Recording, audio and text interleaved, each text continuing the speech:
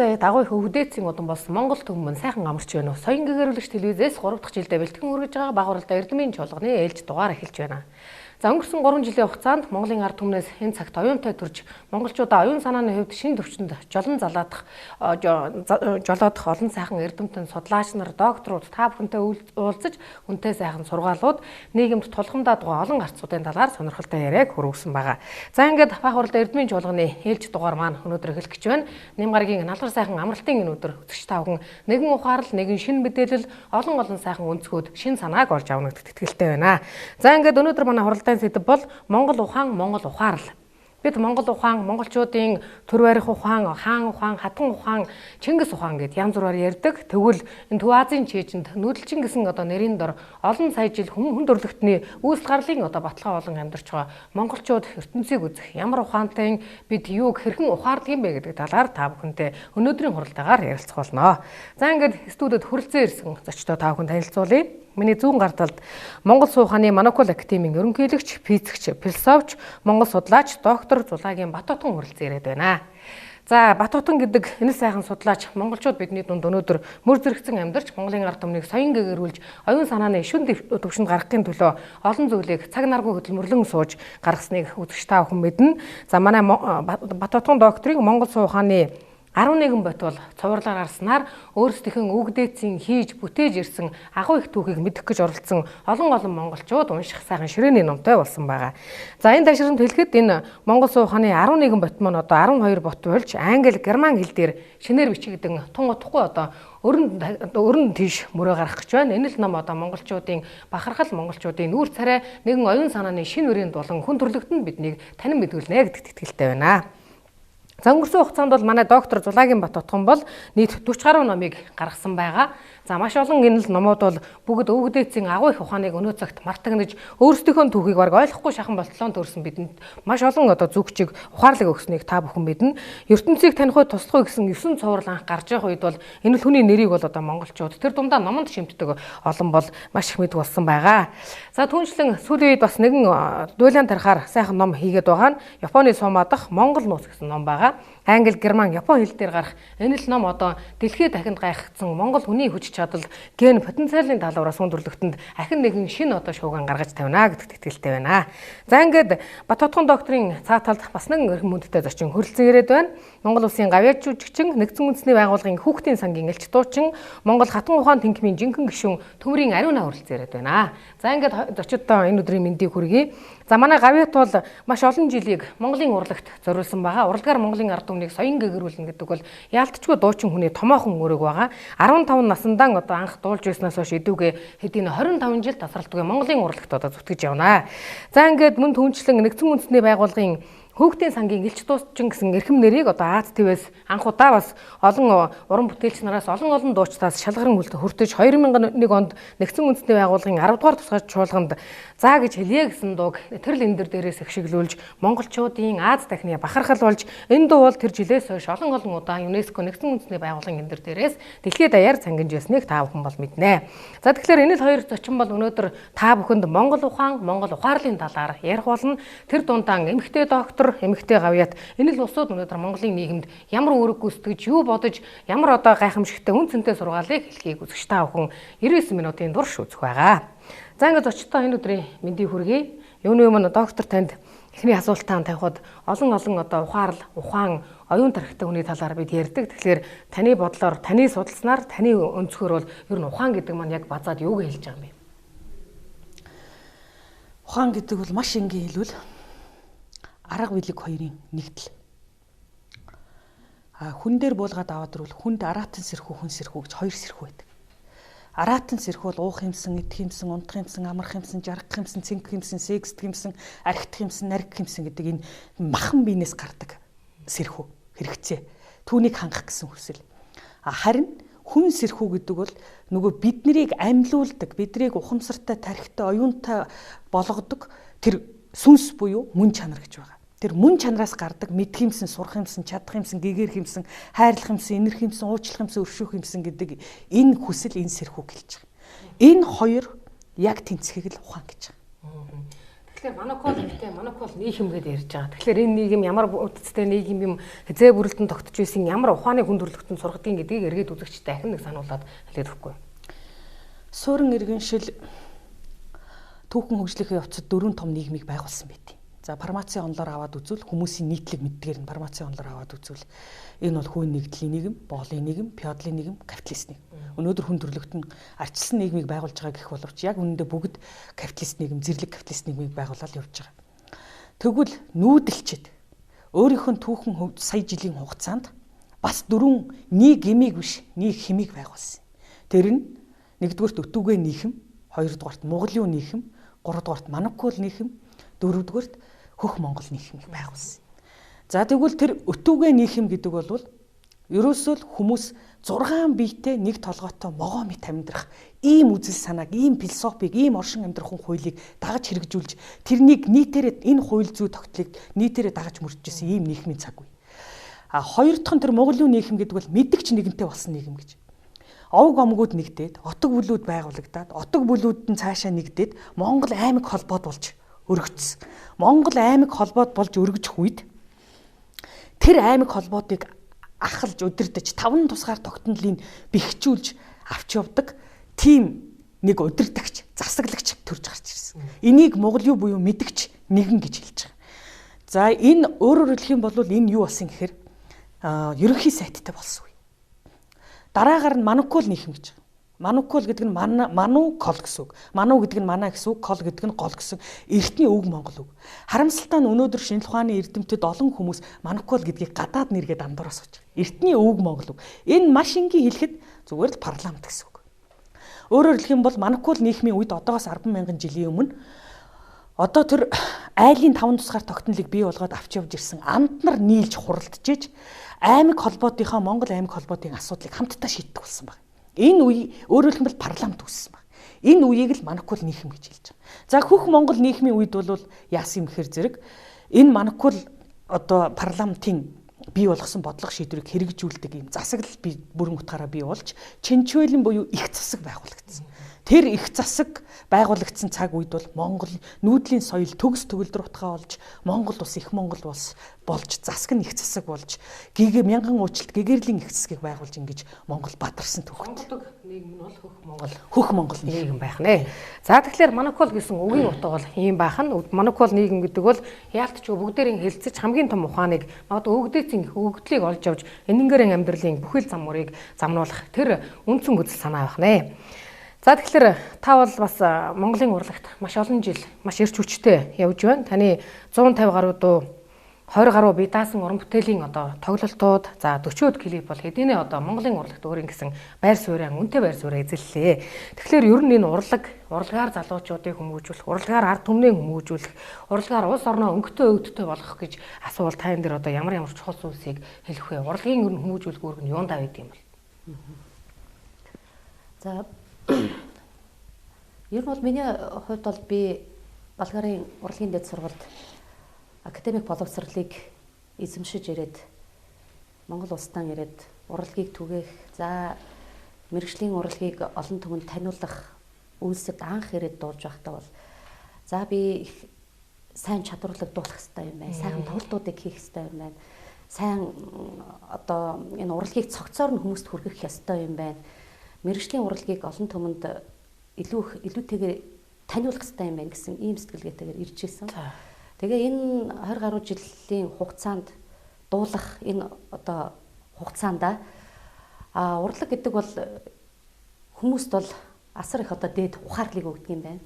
Амьдралыг таниулдаг юм байна. Хоёрдугаарт бол урлаг гэдэг бол хүмүүсийн зүрх сэтгэлийг хүчтэй өвшөглүүлэгч байдаг юм байна гэдэг энэ зүйлүүдийг ойлгож ухаарсан. Энэ бол урлагийн хамгийн том чухал зүйл гэж боддог. Тэгээ яваа болонгаа нэг хэлсэн үг байдаг штэ. Амьдралаас илүү зүйлийг нь аваад хайчих юм бол тэр нь урлаг болтгоо гэж.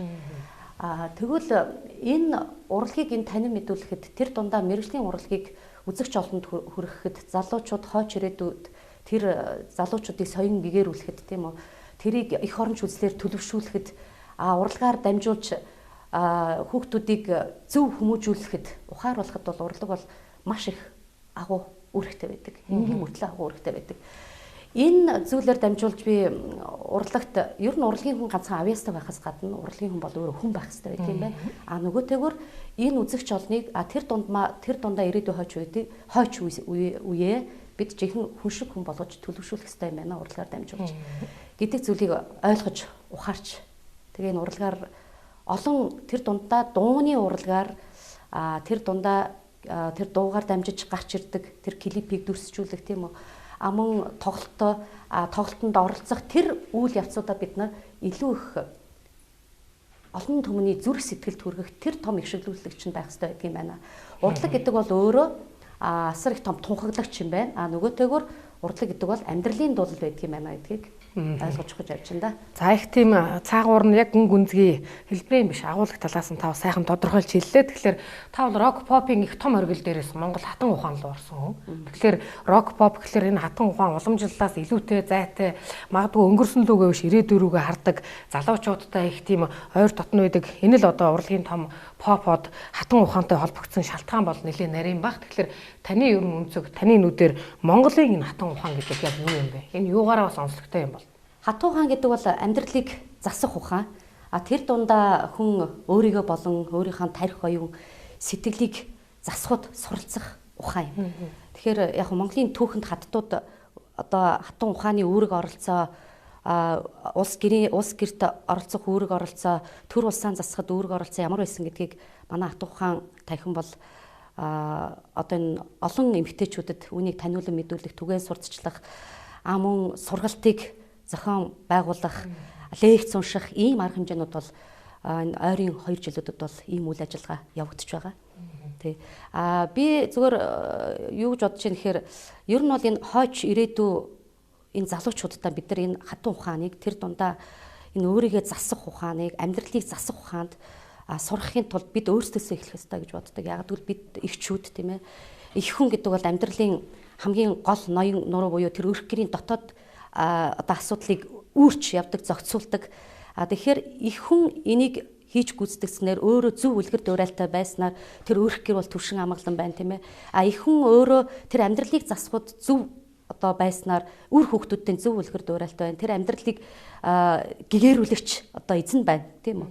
Тэгэхээр энэ бүгд дээр бол бид нар манай хатан ухаан танхим бол нэлээд ажлыг явуулж байгаа.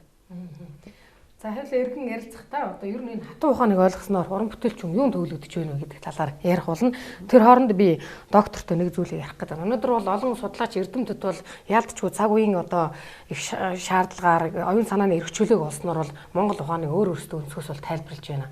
Тэгээ одоо Монгол ухаан гэдэг тайлбарлал дээр маш олон тодорхойлт гарч ирээд байна л да. Одоо энэ миний хэцүү, энэ миний хэцүү, энэ нь ийм байх хэвээр, тэр нь тийм байх хэвээр ингээд дор дорын үзэл бодлыг хуралдуулж байна. Тэгвэл та бол маш олон ном уншиж судалсан хүний хувьд яг язгуур Монгол ухаан гэдэг чинь яг юу хэлээд байгаа юм бэ? Үндсэн тодорхойлтын бид яг өнөөдөр одоо энэ өндөрлөг дээрээс тайлбарлах юм бол юу гэж ойлгох ёстой вэ? Ерөөсөө язгуур Монгол ухаан гэдэг амьдралыг эрхшээдэг суу бэлэг суу зал хоёрын нэгдэл. Эрхшээдэг гэж хэллээ би. Амьдралыг авч явдаг биш, босгодог биш, бүтээдэг биш, засдаг биш, эрхшээдэг. Эрхшээн гэдэг чинь энэ бүхнийг нэгтгээд хэлж байгаа. За. Тий. Тэгэхээр зэрэг монголчууд хүн төрлөختний амьдралыг өчнөө удаад эрхшээсэн. Хамгийн сүүлийн эрхшээсэн жишээ бол 13 дугаар зуун. Үнэхээр тэнд Христоос лалын 2 шашин одоо хоорондоо алалдаал тэмцэлдэл загалмайтны дайн дэлхийг нөмөрч өгсөн. Дээр нь Европ, Аз, Африк гэсэн тэвүүдийн хооронд колоничл тийм үү? Тэр дунд зууны уналтын үеийн юунаас болсон? Бүгд тарих оюун санааны уналтаас болсон. Эд материал тачаал шунлаас болсон. Ингээл бүгд яасан. Энэ их самуун дэгдсэн энэ айхтар самуун одоо ертөнц дэлхийд энэ амьдралд ийг чинь бүх талаар нь босгоод бүтээгээд авч яваа төвшдгөө те байх ёстой байр суурьнд нь авчиж өгсөн хүмүүс бол монголчууд шүү дээ. Хүнийг үед бас ингэсэн. Тэгэхээр зэрэг өнөөдөр Монголын түүх бол маш их гуйвсан, гутаагдсан, гүтгэгдсэн, таслагдсан, урагдсан. За тэгвэл Монголын түүх дотроос юу урагдсан гэхээр зэрэг их суу зал гэдэг нь үлдээсэн. Тэгээд суу бэлгийг аваа хийсэн. Тэгэхээр зэрэг монголчууд зүгээр нэг залиар, мэхээр, амьдарч ирсэн юм шиг дэлхийг одоо байлдан эзэлж ирсэн юм шиг ойлголт нь үлдсэн байхгүй. Тэгээ өнөөдөр ч гэсэн эрдэмтэн судлаачид зөвхөн суу залийг ярьдаг. Суу бэлгийг ярьдаг. Суу ухаан гэдэг чинь суу зайлны суу бэлгтэйгээ шүтэн барилдаж нэгжиж үүссэн зүйл. Тийм учраас энэ дотор арганч байдгийн, онлонч байдгийн, гарцсан ч байдгийн, гаргалгаанч байдаг. Грек Ромын их том одоо соёл хүн төрөлхтөн хэдэн мянган жилээр авч явлаа. Энэгээ зөргүүлээд өнөөдөр нүүдэлчдийн их том соёлыг ингээд тавих гэхлээр жишээлбэл улсуудын гол ярьж байгаа юм эрдэмтдийн энэ төр хэлж байгаа юм болохоор Монгол гэдгээ төвөөлгөө тэд хийсвэрлэж сэтгэлийн хөөрлөөр яриад суу зайл, суу бэлэг, Тэнгэрээс саяатай, эзэн богд Чингис хааны одоо эгрэншгүй их тэнгэрийн хүчтэйгээд ингээд нэг юм даалдын ертөнцөөс ивэгээд байгаа юм шиг гарт баригдахгүй юм шиг юм бид нар ингээд хэтэрхий дөвөл гэж яриад байна гэж ингээд шөмөрлөгчд их ярьж байна. Тэгвэл таны бодлоор энэ агуу их суу зайл, суу бэлэг гэдгийн цаана үндсэндээ ер нь энгийнээр хэлэх юм бол яг ямар тодорхойлт амьдралын одоо ямар том нарийн одоо байгалийн шинжилгээний ухаанаар аваад үзэх юм бол ямар хууль үйлчлээд та хар. Өнөөдөр та соён гэгэрүүлэгч гэж хэдэн жилийн өмнө эрдэмтэн судлаач биднэрт телевизийн эфир цаг олддог байсан. Олдохдоо үндэсний телевизийн зол жаргалын хөтэлдэг шинжлэх ухааны тань мэдгүй нэвтрүүлгийн 15 минут олддог байсан. Тэгвэл тэр 15 минутын эфирийг та өнөөдөр ийм бүхэл бүтэн телевиз болгоод босгоод ирлээ. Ингээхийн тулд та яасан? Зүгээр амьдралын хар ухаанаар яваагүй шүү дээ. Мөн үү? Энд та өөрөө Тэнгэрээс өгдөл мэдээлэл авсан. Энэ газрын амьдралд боловсрсон. Энэ хоёрыг нийцүүлсэн, нэг шүтэлцүүлсэн. Дээр нь олон эрдэмтэн мэрэгдээс сургаал авсан, суралцсан мөн үү? Энэ түүхийг бичих юм бол тусдаа гайхамшигтай түүх гарна. Яг тэрэн шиг хэн нэгэн хүн аливаа нэг үйл хэргийг зүгээр нэг газрын явдлаар бүтээчдгүй л байхгүй да. Тэгвэл өнөөдөр Америк улс, Англи улс хар. Өнөөдөр еврейчүүдийг хар. За тэр Англи, Америкийг болон еврейчүүдийг хар. Бүр үндэсний түүхтэй еврейчүүдийг аваад үз. Өнөөдөр еврейчүүд дэлхийн улс төр, дэлхийн эдийн засаг, мөн үү? Дэлхийн одоо санхүү бүгдийг натгаас сууж штэ еврейчүүд. Гэхдээ тэгэд тэд нар энийг зүгээр нэг суу залиар юм уу те? Зүгээр нэг аргаар хийчихгүй л байхгүй. Аргыг яадгийн хэр арга билэг яаж шүтэн барилдгийг буддийн гүн ухаан зааж өгдөг. Энийг Монгол суухан зааж өгдөг. Юу гэдгийг хэр бэлэг нь аргаа үйлдвэрлэдгийг, арга нь бэлгээ хурцлдгийг гэж. Энэ хоёр ингэж шүтэлдэг. Тэгэхээр бэлэг гэдэг чинь эрдэм ухаан тарих оюун шүү дээ. Энэ нь байхгүй зогсчих юм бол арга үйлдвэрлэгдэх. Тэгээд өнөөдөр та нар аргаар хит явсан энэ барууны ертөнцийг, суурин ертөнцийг хар. Өнөөдөр арга нь барагдсан. Арга үйлдвэрлэж чадахгүй, гарцуулж чадахгүй.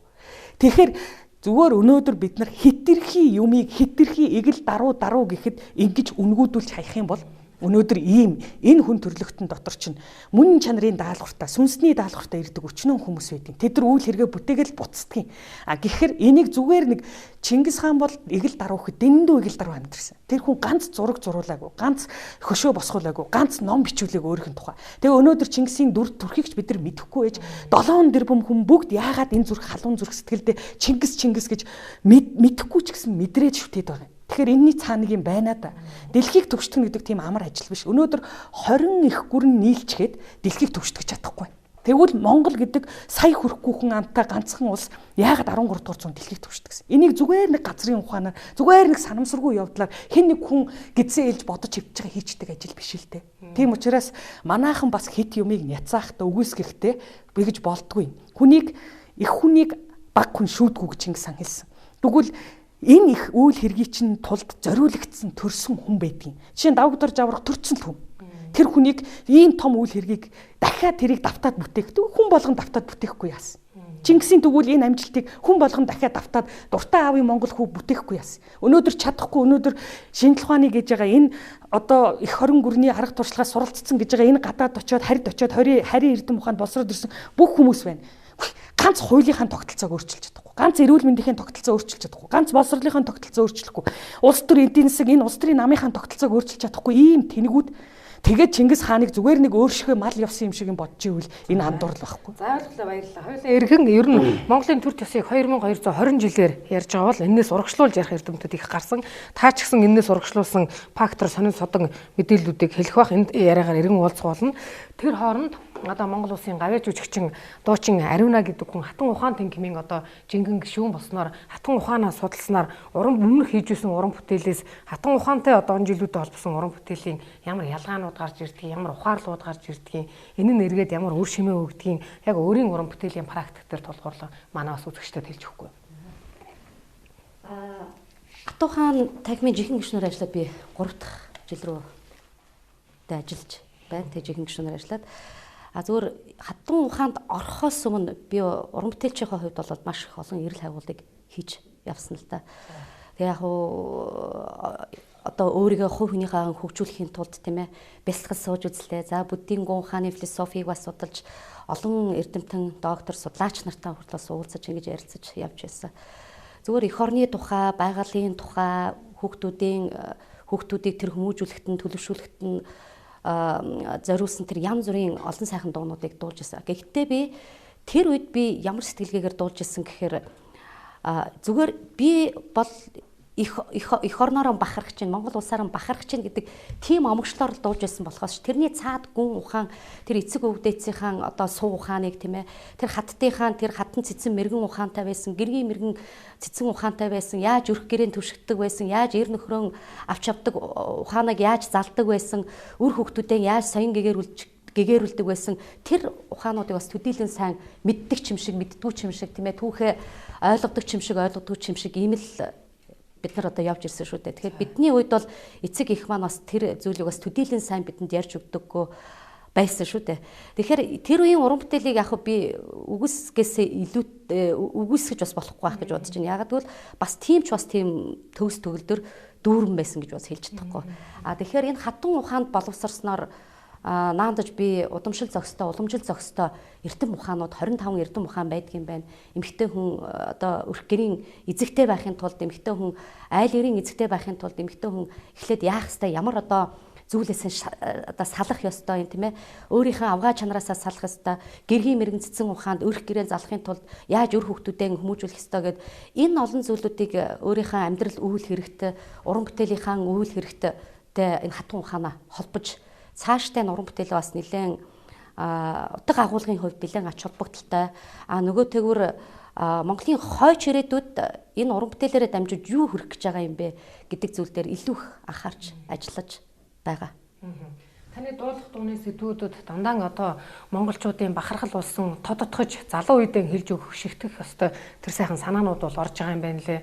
Эх орноороо бахархах, түүх соёлоороо бахархах, үр хөвгтэй хайрлах, залуучууд нь одоо эх орондоо эзэн байх гэд олон сайхан сэдвээр баялаг болж ээ. Тэгэхээр Монголын урлаг өнөөдөр нэг л тийм зогсонгүй байдалд орцсон, нэг л урагшаа явахгүй байгаа нь хэтэрхий хэлбэрийг шүтгэж байгаатай холбоотой байж болох уу?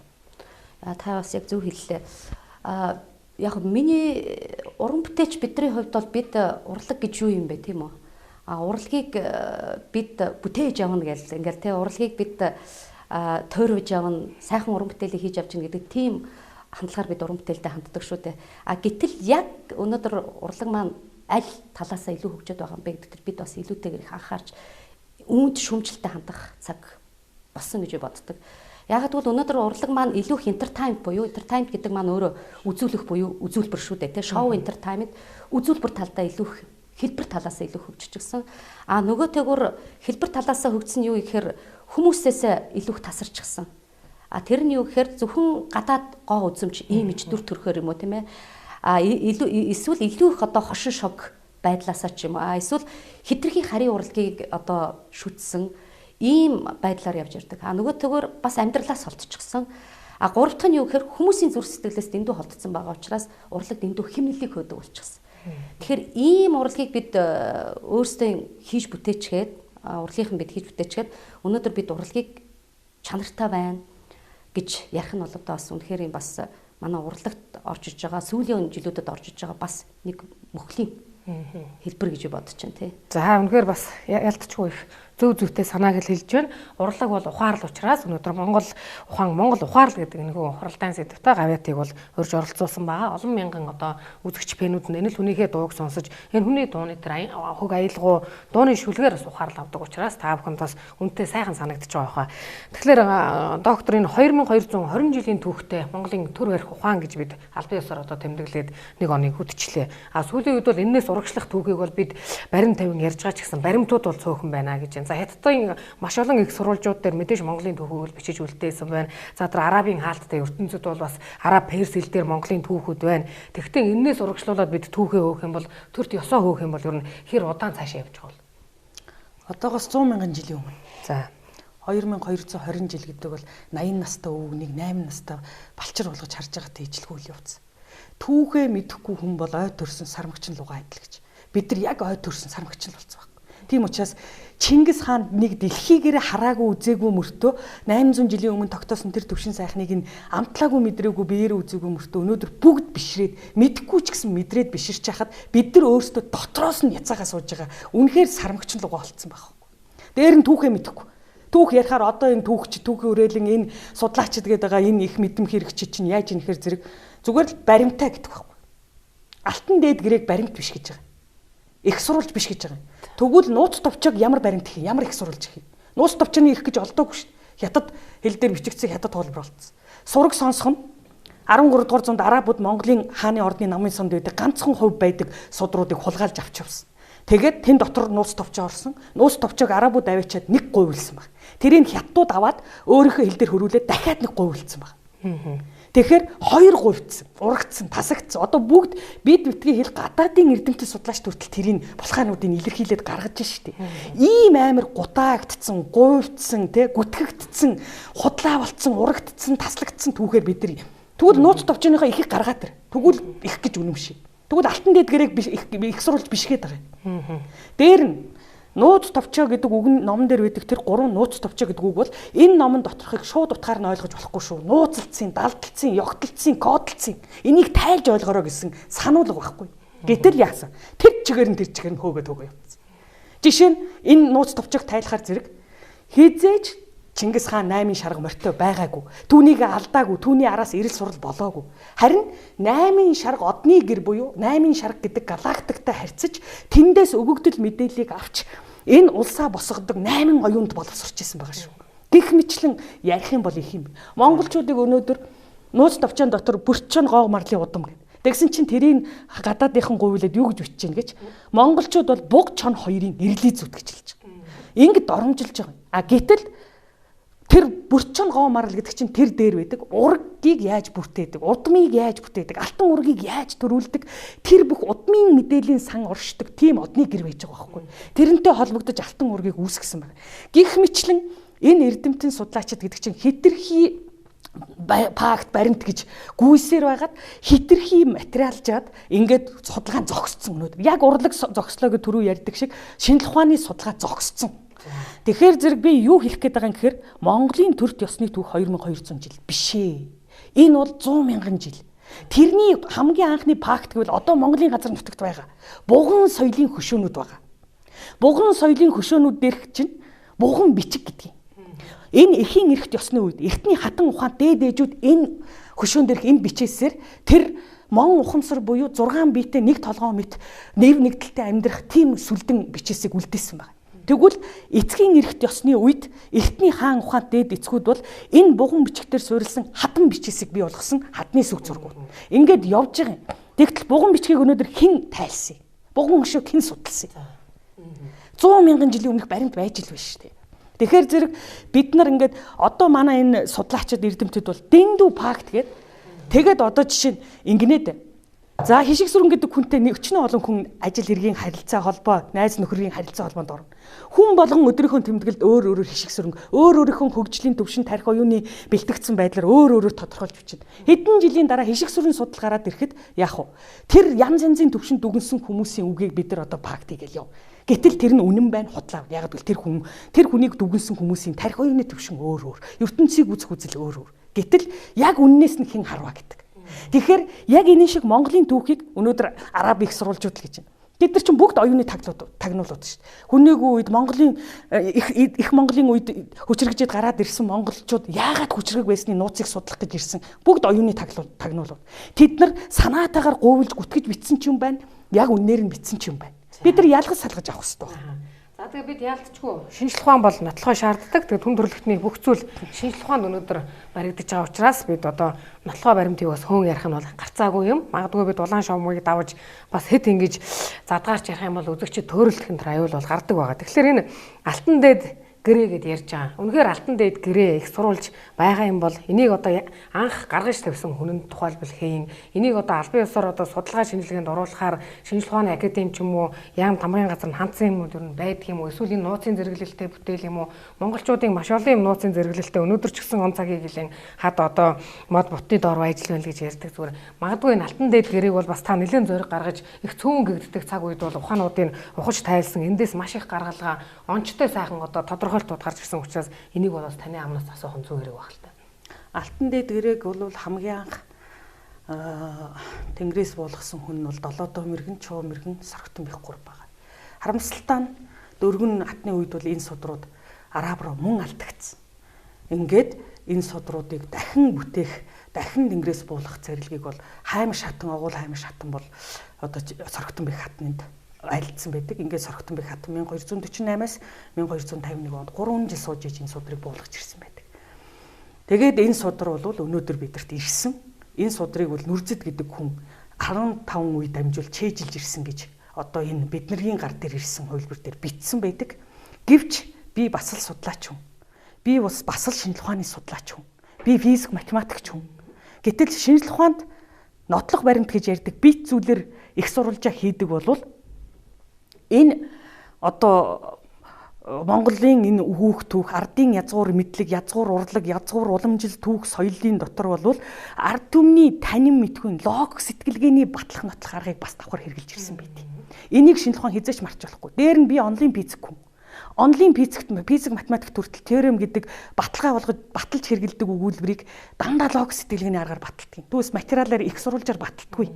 Дээр нь шинжлэх ухаанд бүр өөрийнхөө үзэл санааг батлахдаа яадаг гэхээр аксиом гэж батлагддгүй өгүүлбэрүүдийг авч хэрэгэлдэг. Ингээд шинжлэх ухаан чинь хүртэл өөрөө дотроо ийм аргачлалтай байхгүй давхар. Гэтэл манай шинжлэх ухааны хүмүүс өнөөдөр 1950-60-аад оны хоцрогдсон сэтгэхгүйгээр өөрийнх нь шинжлэх ухааны салбарт энэ ийм аргаар бас баталт нотол таньж мэддэг, сэтгэлгээний аргаар таньж мэддэг энэ синергетик аргачлалаа хүртэл мэдэхгүй сууж байгаа байхгүй. Бүр хоцрогдсон. Тэгээд нэг цаасны тасархаа юм уу, нэг хин нэг үгний дутуу балаа ингээд битсэн баларсан цохорсон юм байх юм бол энд итгэдэг. Тэгэхээр их сурулж байна гэж итгэдэг. Тэгэхээр энэ их сурулж гэж юу хэлэх юм? Энэ Монголын ард түмний амьдрал, энэ олон зуун мянган жилээр дамжаад ирсэн түүх, уламжил, соёл чинь их сурулж биш юм уу? Тий. Тэгвэл одоо энэ Монголын ардын аман зохиол, энэ язгуур түүх, язгуур урлаг бүх юм чинь үгүйсгэгдэх нь биш. Ингэж туйлширч бас болохгүй. Бүх үгүйсгэгдэх гэж байна. Тэгэхээр удам энэ цус генээр дамжиж ирсэн бүх зүйл үгүйсгэгдэх гэж байна. Шинжлэх ухааныхаар бол ийм догма байдлаар бид нар асуудалд хандаж болохгүй байхгүй.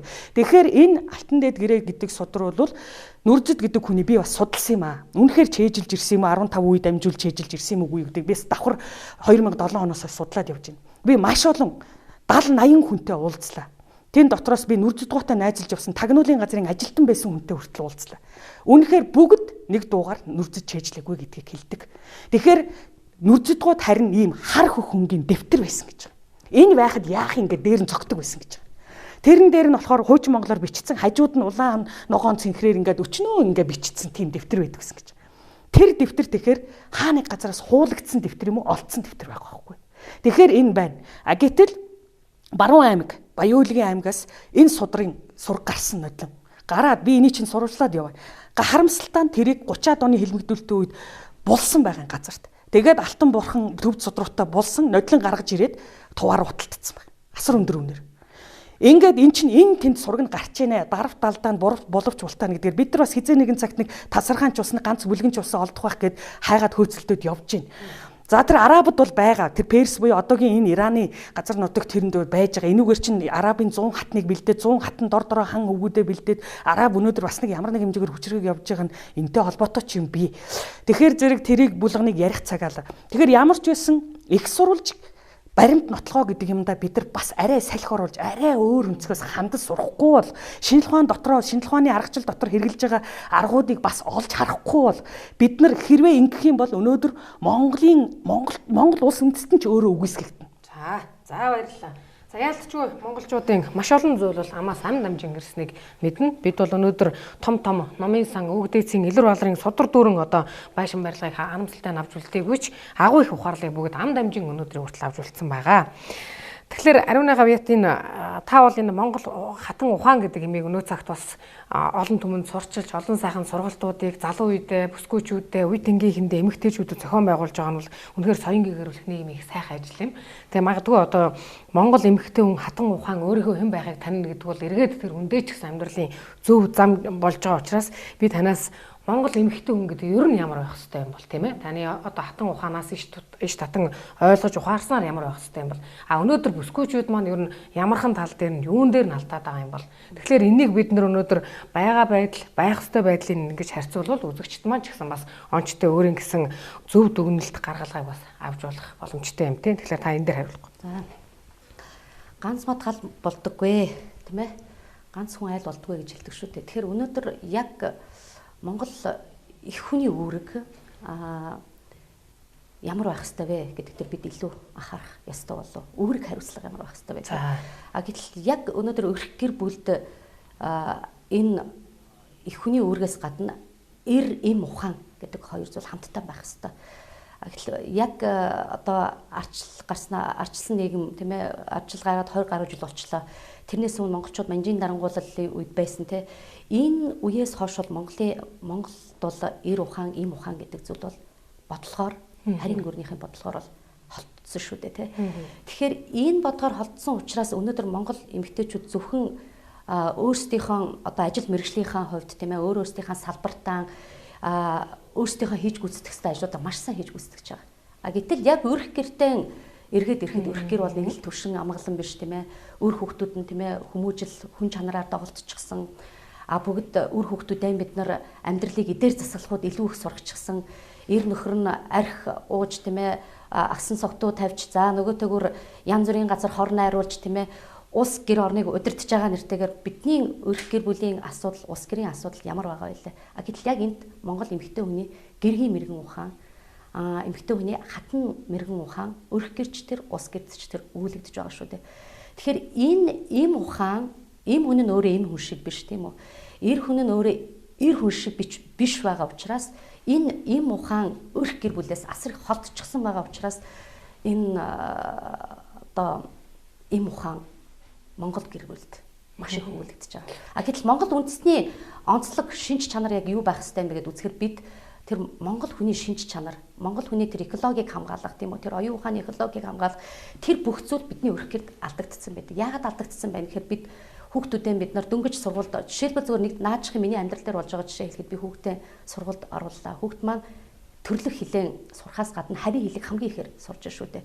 Тэнд Монгол хүний нөгөө тэр удамшил тийм уламжлал нөгөө эцэг өвгдөөцөөс одоо өртөөлж одоо түүчэлж ирсэн тэр өв соёл нөгөөтэйгүр тэр хэл түүнийг дагаад сэтгэх үү Монгол хүний тэр бүх шин чанарууд алдагдчихж байгаа. Тэгэхээр энэ дуг нь эм хүний ухаан, эм хүний үүрэг маш их оролцоотой байх хэрэгтэй шүү дээ.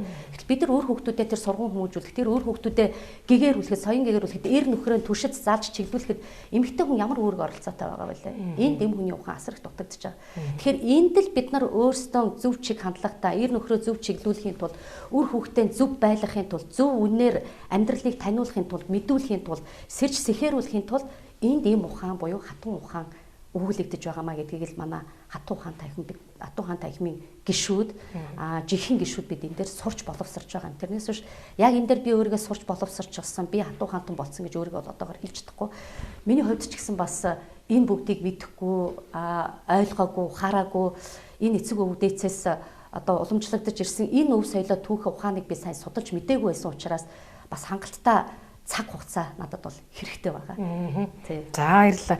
Үзэгчдийн одоо боловсрол юу ямар байдаг юм болоо. Ингээл харахад одоо нэг дуу хийхгүй хэсэг байхаар хөөе дуугаа хийж чи хурдан дуулаач ч гэдэг юм уу. Эсвэл одоо гадаадд Европт бол соёлын их давлгаа эдийнэ эхэлсэн учраас үзэгчд нь бол ингээд дуучнаа бол маш их зөвөөр хүмүүжүүлж тэрнтэйгээ гоё сайхан холбоо үүсгэж тэр арга билгийн одоо их чанараар урлаг нь бол маш хурдан ахиж байна л да. Тэгэхээр Монгол үзэгчдийн төвшин ер нь өнөөдөр яг ямар шуухан байдаг юм бол үзэгчдээс ирж байгаа мэдрэмж, үзэгчдээс ирж байгаа энерги өнөөдөр яг танд ямар байдлаар илэрч гарч байна? За тэгэхээр энэ урлагийн хүний жаргал буюу бэрхшээлтэй зүйлүүд юу байна? Урлагийн хүний зовлонтой зүйлүүд маань яг өнөөдрийн цаг үед яг ямар байна гэдэг зүйлүүдийг бас илүүтэйгээр ярих хэрэгтэй болов. Яг гэвэл урлаг гэдэг бол өөрөө тэр урлагийн хүний үүрэг бол хамгийн нэгдүгээрт хүмүүсийг тэр гоо зүүн боловсрал өгөх тийм үү. Мөн тэр одоо үзэгч олныгоо дагуулах тий. Үзэгч олныгоо ухааруулах нөгөөтэйгөр соён гэгэрүүлэх ийм үүрэгтэй байдаг. Гэтэл өнөөдрийн урлаг маань одоо ямар хэмжээнд явж байна гэдээ би түрүү хэлсэн шүү дээ. Гэтэл яг энэ үүргээ бид мартчихсан байгаа. Урлагийнхан бид нар. Гэтэл тэр үзэгчдэд бид нар хэдий доод түвшний тийм ээ тэр урлагийг өгнө. Илүү их шинж талаас нь тэр урлагийг үзэгчдэд одоо өгч сурталчлан таниулж тэр дуугаар дамжуулж өгнө. Тэр хийж байгаа бүтээлээрээ дамжуулж өгнө. Үзэгчдэд тийм түвшинд л хөгжиж явна. Тийм ээ. Тэгэхээр үзэгчдийн хөгжлийн түвшинг бид нар өөрсдөө тэр хөгжлийн түвшинг нь өөрсдөө тодорхойлж байгаа шүү дээ. Бид нараас маш их хамааралтай байдаг. Гэтэл бид нар хитрхийг тооны хойноос хөөцснөөс болоод чанарын хойноос биш мэрэгжлийн өндөр түвшинтэй их урлагийг хийж бүтээж туурахын төлөө биш зөвхөн тоо буюу арилжааны урлагийг хитрхийг хөгжүүлснээс болоод өнөөдөр Монголын урлагийн үзэгчдийн түвшинний одоо тэр ухамсар тийм ээ тэр ёс зүй тэр бүгдсэн бол маш их дорогтолтой байгаа шүү дээ. Зүгээр би нэг жишээ хэлэхэд хүүгэн би нэг удаа сургуулиас аваад явж байсан. Сургуулиас аваад хүүгийнхаа ангийн маш олон хүүхдүүд миний машин суугаа явж байсан л да.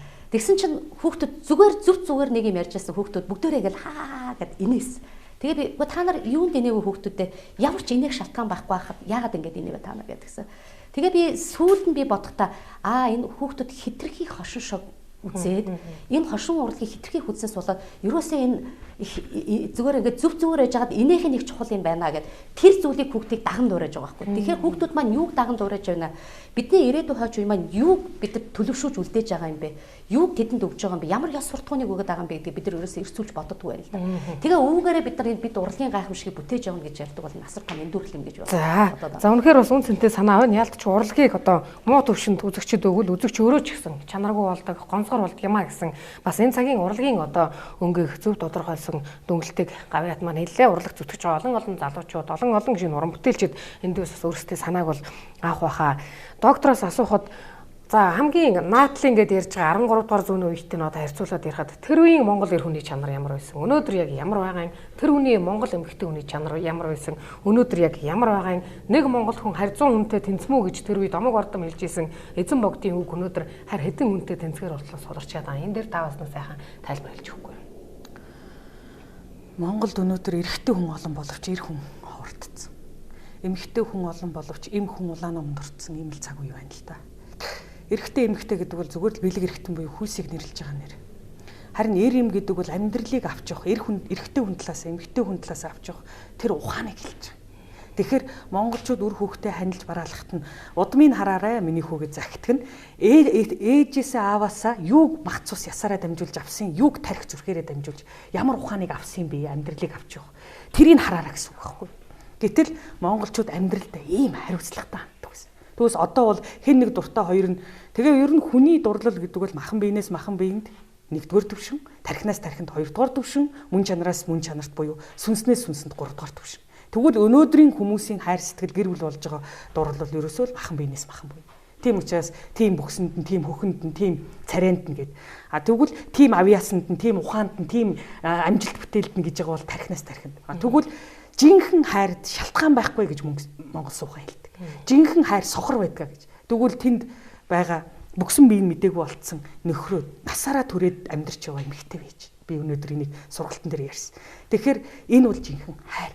Тэгэхээр ингэж хайрладаг эмэгтэй хүний тэр өр нэмгэн сэтгэл, тэр өр нэмжин сэтгэл, тэр хайр, тэр гоё энэргэнгүү уйхан элбэрэл чанар хайчваа.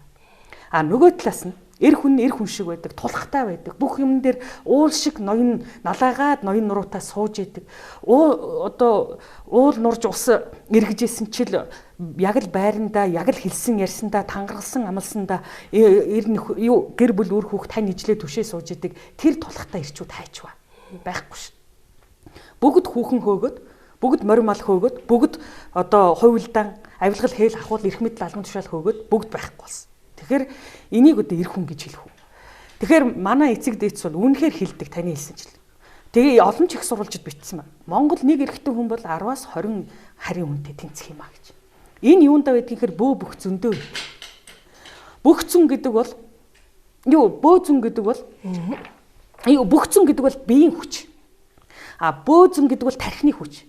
Тэгэхээр бөө зүүн гэдэг бол бүх биеийн хүчнээс хэдэн сая жива дахин илүү хүч байдаг гэж. Энийг мөнх тэнгэрийн хүч гэж. Энэ яаж бий болдгийг гэсэн чинь хүний биеийн хүчийг гэгэрлийн хүчээр үржүүлчихээр ийм их мөнх тэнгэрийн хүч гарч ирдэг. Тэгэхээр гэгэрсэн хүнд ийм их хүч гарч байдаг юм байна л да. За энэ тухай бол Монгол сууханд маш нарийн юмнуудыг дурдсан байдаг.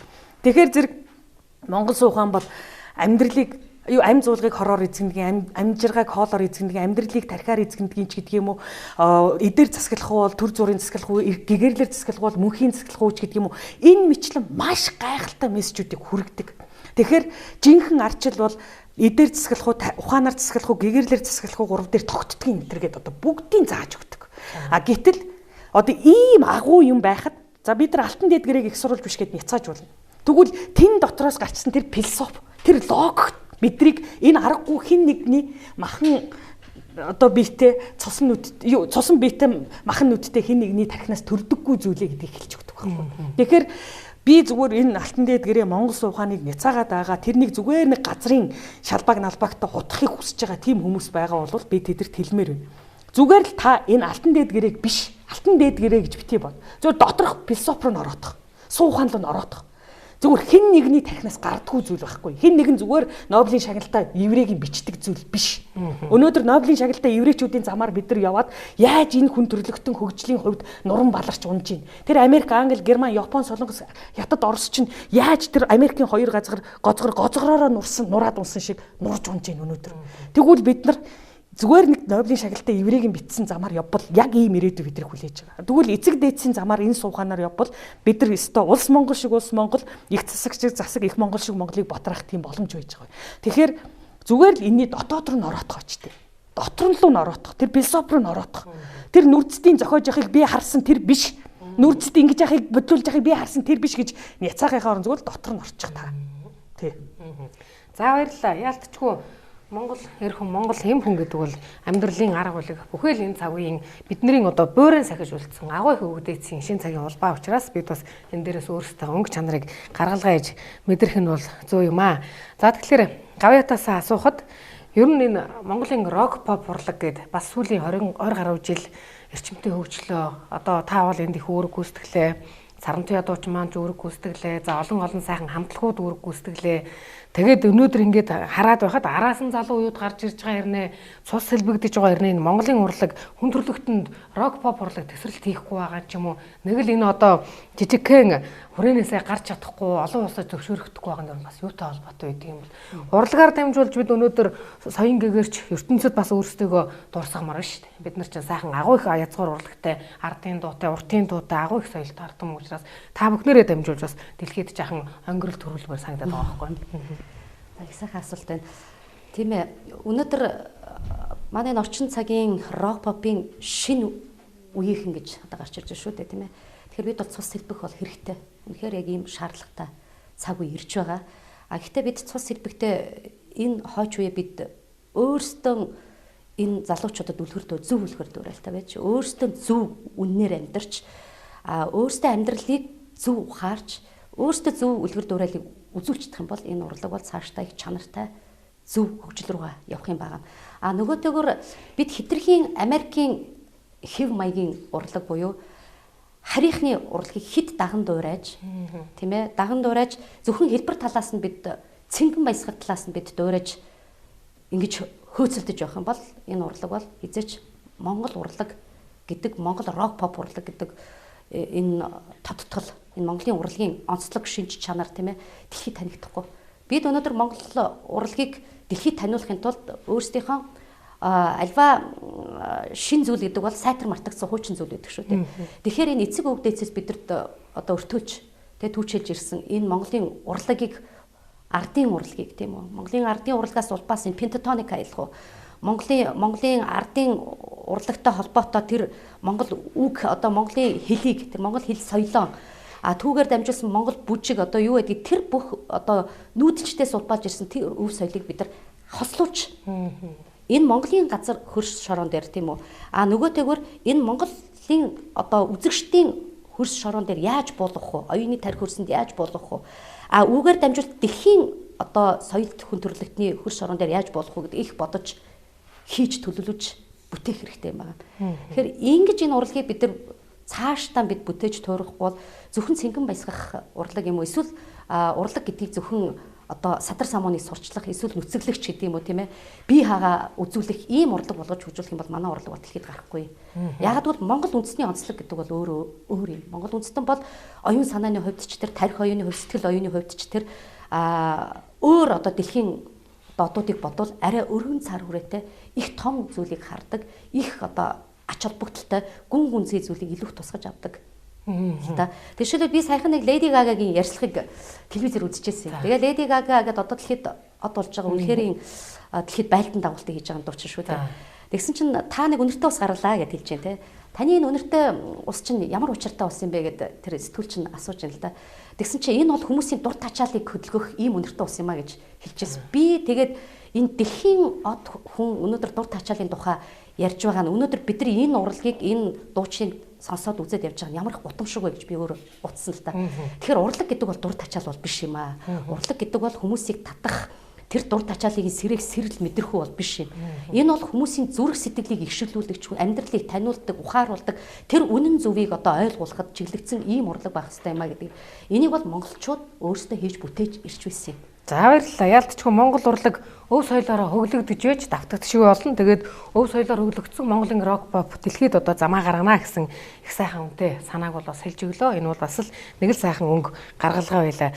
Тэгэхээр доктороос дараагийнхаа нэг зүйлийг асуухад өнөөдөр ингээд Монголд эв нэгдэл байгаа ч юм шиг, байхгүй ч юм шиг одоо ингээл судлаач эрдэмтэд нэхлээр хэдэн тийшээ харж суугаал ингээл битүүхэндээ ингээл нэг бие биенээ дэмжиж байгаа юм шиг, үгүйсгэж байгаа юм шиг улс төрд бол ил цагаандаа гарцсан зөрчил үүсэл өрх гэр үлдчих гэсэн ямар ч байсан бид тулгаа тойрох ёстой гэсэн хэрнээ нэг л их тийм жаахан гонсрол нэг сэтгэл дундуур юм гараад ер нь энэ монголчуудын эв нэгдэл эвтэй байхын ухааныг хэлж өгсөн эзэн богдын одоо тэр лүндэн өнөөдөр бид нар яг хийг авч явж байгаа. Яг өнөөдөр монголчууд тэр эв нэгдэлтэй байна. Чингис хаан яг эвийн тухай ингэ сургасан хүчний тухай.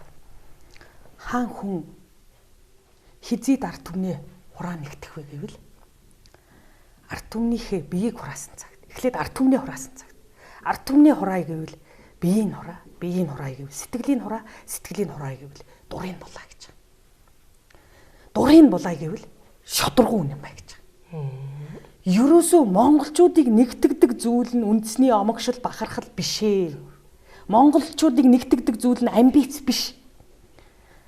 Монголчуудыг нэгтгэдэг зүйл нь үнэн гэдгийг энэ хүн хэлээд өгсөн байхгүй. Тий. Үннийг тойрч Монголын ард түмэн нэгддэг юм аа. Монголчууд нэгддэг. Нэгдсэн цагтаа хүчтэй байдаг. Одоо бол энийг чи уруугаар тонгруулад нөгөө хуулиа хийж өрөөснүүд гин тэнийг бодлороо зохиосон хуулиа өөр өөрсдийнхөө тайлбарлаж хэрэгэлдэг шиг одоо энийг өөрөөр тайлбарлаж байгаа Чингисийн зарилгыг. Юу гэж зайлгж ийм гэхээр монголчууд эвтэй байхдаа хүчтэй гэжсэн бол одоо хүчтэй байхдаа эвтэй байсан гэдэг. Одоо тэгэхээр одоо доройтсон монголчууд хизээч эвлэрэхгүй гэсэн үг байхгүй юу та. Гэх мэтлэн ийм сонин гаргалгаанууд хийдэг. Энэ бол эрүүл сэтгэлгээ, эрүүл ухаан, эрүүл тархинаас гардаг лог биш. Тэгэхээр Чингис хаан бол хамгийн эвийн тухай сургаал ийм гайхамшигтайгаар номлоцсон. Тэгэхээр энэ Чингис хаан ард түмнийг хураахын тулд гэж байгаа. Тэгэхээр ард түмнийг хураадаг тэр нэг тулгцыг байна. Тэр нэг голточ байна. Тэр эвлэрүүлэн нэгтгэхийн тулд хураадаг нэгтгэдэг тэр голточ нь бол хаан хүн өөрөө. Хаан хүн өөрөө. Хаан хүн өөрөө хэлэх хийх хоёр нь яв цав нийлдэг, яв цав үнэн байдаг. Гарцаа байхгүй хин ч өөлж чадахгүй. Тэгэхээр л Чингис хаан дээр бүх хүмүүс ирээд нийлжсэн. Тэгээд одоо шинжлэх ухаан бол суурин иргэншил бол бас хүчний тухай номлолтой. Юу гэж? Мэдлэг бол хүч гэдэг. Хэн мэдлэгтэй вэ тэр хүчтэй гэдэг. Гэтэл эрдэмтэй хүмүүс чинь бүгд мэдлэгтэй, бүгд дор дороо хүчтэй. Гэтэл тэр хүч эвлэрэхгүй болохоор энэ бүр дор эсрэг юм болчихж байгаа байхгүй. Тэгвэл яадгийн гэхээр орчлонгийн үннийг таньжиж туйлын дээд үннийг тань. Өнөөдөр философи шинжлэх ухаан хоёр бол харьцангуй үнэн л гэж байна, туйлын үнэн гэж байхгүй гэж сургасан.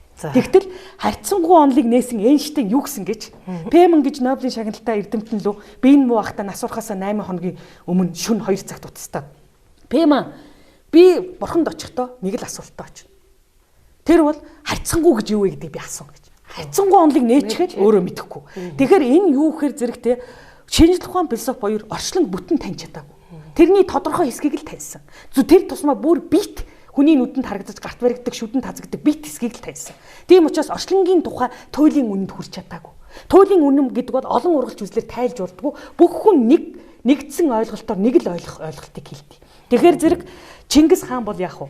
Орчлонгийн тухай, амьдрахын тухай тий улс Монголыг авч явахын тухай чин чүү хажир үнэн гэж орчлонгийн дээд үнний голч болж ирсэн өөрөө. Тийм учраас чин цолоо авсан байдгийг. Тэгээд тэр чинийг ам мараа хоёроо яг нэг болгож хэрэгжүүлжсэн учраас тэрийг харж чадсан, яг үннээр ярьдаг, үннээр хийж бүтээж чаджсэн Чингис хааны тэр агуу голч ноён нуруу дээр тэр үеийн монголчууд нэгдсэн, монголчуудын нэгдэл дээр нийлээд дэлхийн түмэн нэгдсэн. Ингэж үнний хүчээр юм босч ирдэг болохоос хүчрэг байсан үнэн байсандаа байсан болохоос бусдтай биш. Эв нэгдэл гэдэг бол шудраг үнийн юм гэж байна. Шудраг үнийн. Та бол физикч юм. Тэгэхээр физикийн шинжилгээ ухаан бол одоо атом молекулаас цааш явсаар гоод хоосон руу орж ирээд ерөнхийдөө зогсчихсон.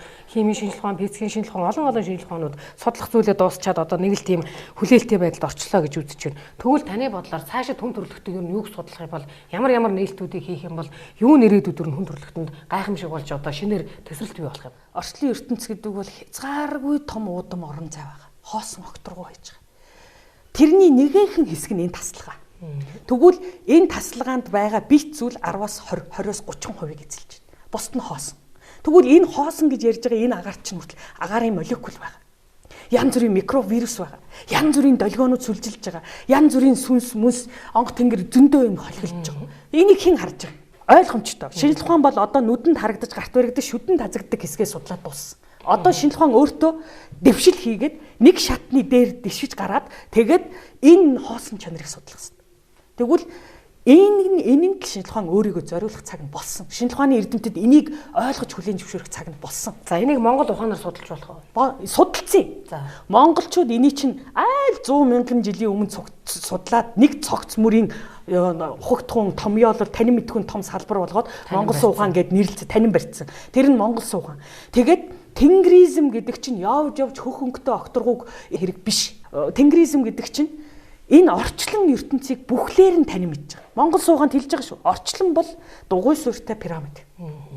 Өнөөдөр Египтийн пирамид, Майя соёлын төрөн дээрх пирамид бүгд дөрвөлжин суурьтай пирамид. Тэгвэл монголчууд дугуй суурьтай пирамид бол орчлон юм а гэдгийг тогтсон. Тэгээд тэр орчлонгийн нэг дэд хэсэг нь Монгол гэр. Дугуй суурьтай пирамид шүү. Ингээд бүх юм явсан. Тэгэхээр монголчуудын орчлон ертөнцийг бүхэлд нь танин мэдсэн, танин барьсан тэр мэдлэг нь бол Монгол суугаан. Тэр мэдлэгийг амьдралд хэрэгтэй бүх аргачлалаар хэрэглэсэн. Өнөөдөр хүн төрөлхтөн шинжилгээ ухааны мэдлэгийг амьдралд хэрэгтэй техник, технологи арга болгож тийм аргачлалаар хэрэгжилж байна. Тэгвэл монголчууд орчлон бүхэлд нь таньж мэдсэн тэнгэризмийн мэдлэгээ бүх аргачлалаар хэрэгжилж байна. Бүх аргачлал ихээр зэрэг нөгөө хэцэнгэрэг дэлдэг, нөгөө онг тэнгэр сахиус буулгадаг хүмүүстэй андуурч болохгүй. Бөө гэдэг бол ухрын махыг үнхэлцгэнд нь багтаадаг ухаан. Чадвар авьяас. Энэ ганцхан бүндгэр тархинд мянган мэрэгчлэг зэрэг эзэмшдэг энэ ухаан чадвар авьяас хэдэн сая хүн амтай хот дотор байдаг бүх зүйлийг дөрвөн хантай гэр дотор багтаадаг. Мөн үү? Энэ бүхнийг бөө ухаан гэж байгаа. За ингээд бөө хүн ямар боловсралтай байх ёстой гэж эргэн хавлаа ярилцах болно. Соён гэгэрүүлэгч телевизээс нэмгар өргөлтөн хүргэдэг Бахархал Эрдмийн жуулган маань Монгол ухаал гэсэн сэдвээр сайхан урдж байна. Тэгэхээр Ариуна Гавьятаас асуухад за болдвол Монгол поп гэд зарлцсан. Та бол хатан ухаан гэд зарлцсан. Монголын их рок попын томоохон төлөөлөгч нар өнөөдөр яалтчгүй ардын өв соёлтойгоо холбогдож байгаа бахархалтай юм. Тэгэхээр залуу үеийн байлдан дагуулж байгаа өнөө цагт хамгийн одоо үнцэнтэй хамгийн одоо алдартай сайхан уран бүтээлчд нь ардын хагийн гайхамшигтай урлагийг цааш нь авч явахын ил тоо зарласан нь бол одоо бидэнд их баяртай мэд юм. Тэгэхээр энэ ардын ярзгуур урлаг, ардын ухаанаас ер нь уран бүтээлчдэр нь юу юуг нь түүчээлэн орчин цагтаа нийлүүлж цааш нь хойш нь авч явах хэрэгтэй юм бол ирээдүйрөө. Тэгээ та сая Монгол поп гэж хэллээ тий. Тэгээд тэрэн дээр би зүгээр нэг товчхон хариулт бас өгье гэж бодож байна. 1986 онд би дөнгөж 10 дугаар ангид төгсөөд соёл эрдэнэ хамтлаг даалтан дуучнаар орж ирсэн. За тэр үед Монголын утга зохиолын хаймар, урлагийн хаймар бол үнэхээр дүүрэн байсан. Тэр үед бидний одоо мэддэг явуу хулгуугаа тийм ээ одоо нацагд орж гээд бид нар ямар их агуу чоон юм, дэрчин чоон юм гээд бимбэ ринчингаа гэдэг бид нар ямар их агуу хүмүүсийн зохиолыг бид нар уншиж тэрүүгээр бид хөвлөгдөж оюун санааны бид хөвлөгдөж ингэж бид нар явж ирсэн мэлээ те. Гэтэл яг тэнд бас Монголын урлагийн ертөнц ямар их агуу авьяас дугуйтай байсан гэдгийг бид бас эргээд санаж дурсах хэрэгтэй юм байна. Тэр үед энэ Монгол поп гэдэг юмыг бол аль эртний бол байсан зүйл. Яг гэвэл манай соёл эрдэнэ хамтлаг, Баян Монгол хамтлаг бидний тэр одоо мөр дорж байгаа тийм ээ хангал гэдэг их агуу алдартай хөгжим зохиолч эднийг бүгдийг хийгээ бүтээчихсэн байсан юм. дээчихсэн байсан. Энийг хийчихсэн байсан. Тэгээ өнөөдөр бид нар Монгол pop юм уу урлагийг энэ Монгол pop энэ одоо Орос pop ч гэдэг юм уу ингэж бити англиасаа гэж би бас үзэж байна. Яг тэгвэл энэ ерөөсөө бидний эцэг өвөг дээдсээс улбаалж ирсэн. Тэдний мах цусаараа одоо тэр удамшлаараа генерээ дамжиж ирсэн. Нөгөөтэйгүр тэр түүх соёлоороо өртөөлж түүчэлж ирсэн. Энэ бүх зүйл манай Монгол язгуур урлаг.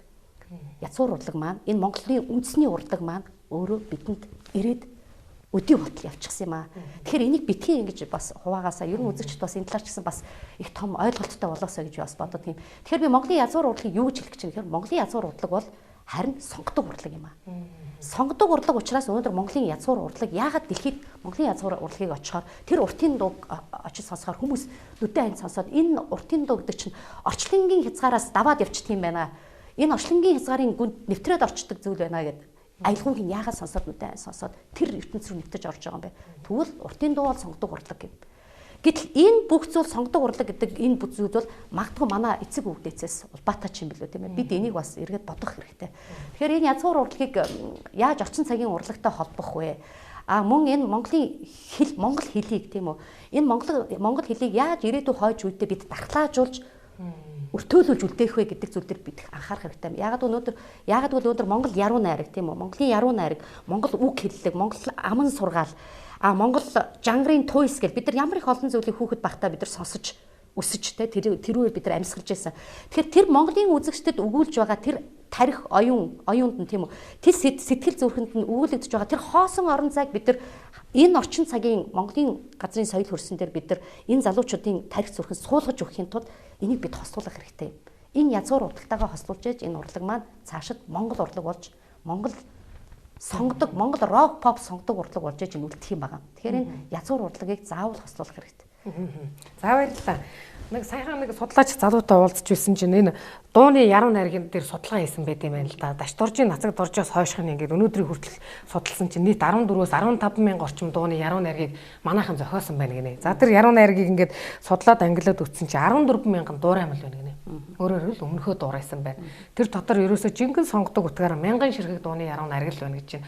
Өнөөдрийн хүртэл 2012 оны хүртэл 15 мянган дууны шүлэг зохиогдсон юм. Тэгэхээр та өөрөө дуу бол гурамслын онол тийм үү? Зохиогчтой, гай зохиогчтой, шүлэг зохиогчтой, дуулаачтай.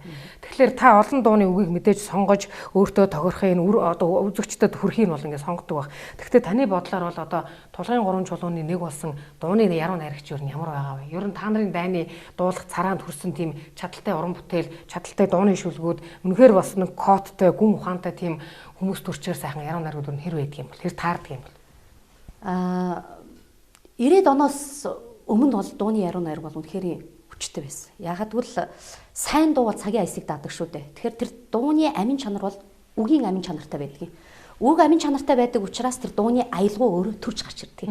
Тэгэхээр бид өнөөдөр энэ арчил гарснаас хойш аялгуун дээр дууны үгийг хийдэг болчихсон. Тэгээ яагаад өнөөдөр дуунууд 40 50 жил дуулагдахгүй байна? Эсвэл дуу яагаад юм богинохон настай байна? Цагийн аясыг даах бүтээл гарахгүй байна гэдэг нь дууны үгийн амин чанар муу байгаа учраас, дууны яруу найраг муу байгаа учраас өнөөдөр би чам тайртай, чи над тайртай юу? Эсвэл чи надтай унтах уу, чи над дурлах уу гэдэг юм уу? Дандаа ийм үгийн яруу найраг гэж. Тэгэхээр энэ бол өөрөө Монгол яруу найраг бол биш юм. Монгол үг гэдэг бол үгийн цаана үг байдаг тийм үү? Үг болгон өөрөө утга агуулгатай ийм амин чанартай байдгийг бид нар алдагдуулсан шүү дээ. Тэгэхээр сүүлийн үед бол одоо бас энэ орчин цагийн яруу найрагчдаас бас сайн яруу найрагчд бол гарч ирж байна. Тэгэхдээ бидний үед бол одоо маш сайн яруу найрагчд бол байлаа шүү дээ. Ичээ хорлоо, гүр базар за хулан гэл ингээл одоо бидний үеийн залуучууд тийм ээ. Бас энэ дууны яруу найраг дээр бид нар их олон дуунууд дээр хамтарч ажиллаж байсан. Тэгэхдээ үүнийг цаашид бид яаж Монгол үгийг Монгол одоо хэлийг дархлаажуулж авч үлдэх нь энэ урлагт яаж энийг авч дархлаажуулж үлдэх вэ гэдэг нь дууны яруу найраг дээр бид нар илүү их Монгол үгийн үн цэнийг бид нар алдагдуулахгүйгээр энэ дууны яруу найрагт оруулах хэрэгтэй юм байна. Тэгэхээр энэ цагт бол дууны яруу найраг маань зүгээр бидний өдөр тутам ярьдаг хэл үг хэллэг орсноос болоод энэ дууны үн цэн асар их алдагдаж байгаа. Энэ үн цэнийг яагаад алдагдуулаад байна? Тэгэхээр дууны үн цэн яагаад буураад байна? Тэгэхээр дууны яруу найраг муу байгаа учраас л байгаа юм. За баярлалаа. Яалтчгүй урлагийг бид одоо монголчуудын том ухаарлал гэж үзэж байгаа учраас өнөөдөр урлагийн хүний нэр хүндтэй явны яриаг үзэж та бүхэнд хүргэж шин санаануудыг гаргаж байгаа нь бол их сайхан юм. Доктороос асуухад өнөөдөр бол олон мянган бөөнөр цагийн зарилгаар ч юм уу, тэнгэрийн одоо бошгоор ч юм уу төрж байна. Бөө хүн гэж энийг хэлэх вэ гэхээр ямар нэгэн сүнсийг биедээ оруулж байгаа хүнийг хэлнэ гэж болох тодорхойлолтоос эхлүүлээд нарийн сонгодог руу угааш хүртэл тодорхойлолтууд бол гарч байна.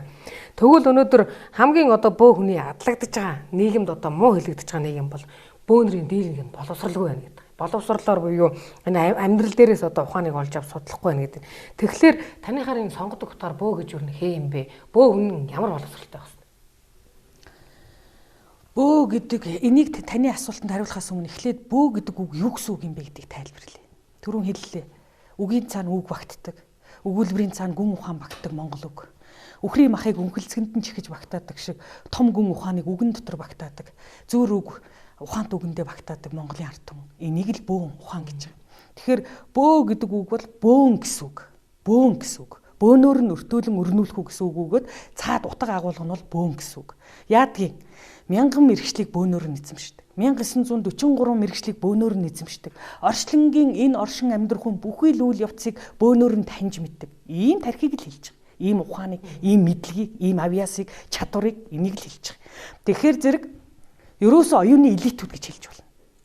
Өнөөдөр бид нар суурин иргэншлийн бий болгосон боловсролын тогтолцоогоор хүн насныхаа талыг сураад дөнгөж нэг муу ганцхан мэргэжлэр тэргүүлэх зөвлөх зэрэгт буюу PhD доктор, сайенс доктор болж шээ. Ганцхан мэргэжлэр.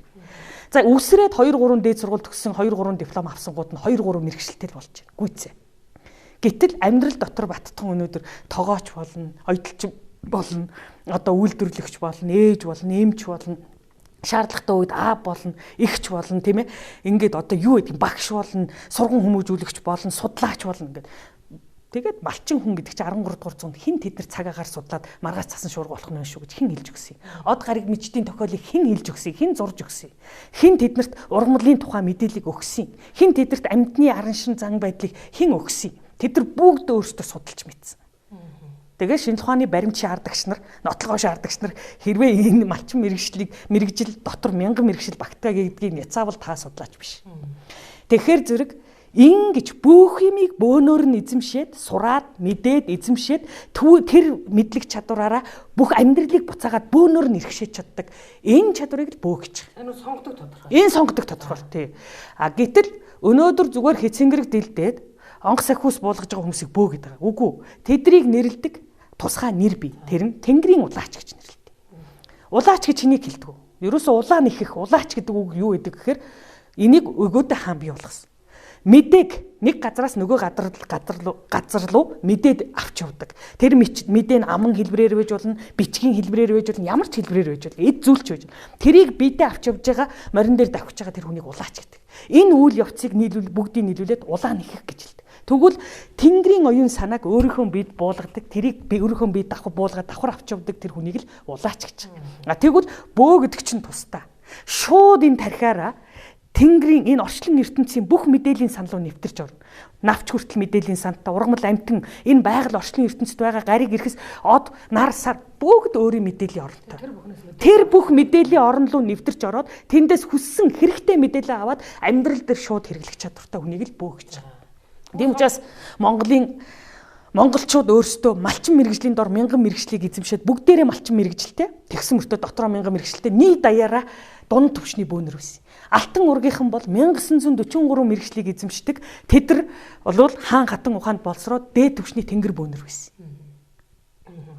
За тэгэхээр одоо яалтч маш их ухааныг маш их судлаж, маш их хичээж, мэдэрч, ойлгож байж л одоо жинхэнэ бөө гэсэн тодорхойлолтод нийцхүүц одоо Тэнгэрийн их том онгодтой бөөхөн төрөх ёстой байх нэ. За дараагийн нэг асуулт бол энэ улс төрд бол бас боломжийн үед эмэгтэй хүн гараад ирлээ. Өнөөдөр бол эмэгтэй хүн, ижи хүн, эхнэр хүн, эх хүний, охин хүний үүрэг оролцоо их байх ёстой гэдээ манай хоёр зочин бол хоёулаа ирж байна. Өнөөдөр хуралдаан маань хоморт бүсгүйчүүд хүрэлцэн ирсэн. Бид бас өнөөдөр улс орныхаа бүтээн босвол төгслийн далаар бас ярьцгааж байна. Тэгэхээр ер нь өнөөдөр энэ улс төрд байгаа эмэгтэйчүүд болж өгвөл ер нь юу хийж, юуг одоо нийгэмд бий болгож, ямар одоо инх журамд хувь нэмрээ оруулах ёстой байдаг юм бол ер нь бол хэрвээ зүй тогтлоор явбал зүгээр Монголын улс төрд бас одоо ковод гуйж агаад байна уу, яаж агаад байна, нэг хэдийн эмэгтэй яг нэг арай нэг тоон ихсэж байгаа нь сайн хэрэг. Гэхдээ Монголын улс төрд орно гэдэг бол улсаа засах төрөө төвчдөггүй том үйл хэрэг. Энэ үйл хэрэгт одоо явж байгаа авгаа ухаанаараа орох юм бол энэ бүр дараа болно. Хэрэг байхгүй. Өнөөдөр энэс өмнөх түүхэнд Монголын улс төрд бас огт ороогүй ш. Цөөхөн ч гэсэн эмэгтэйчүүд ороод явж исэн. Үе үеийн парламент, үе үеийн засгийн газар. Юу хийсэн тэд нар? Юу хийсэн жишээ? Жишээ нь 4 парламент амжаа суучихсан эмэгтэй сууж штт. Юу хийсэн? Ямар асуудал шийдсэн?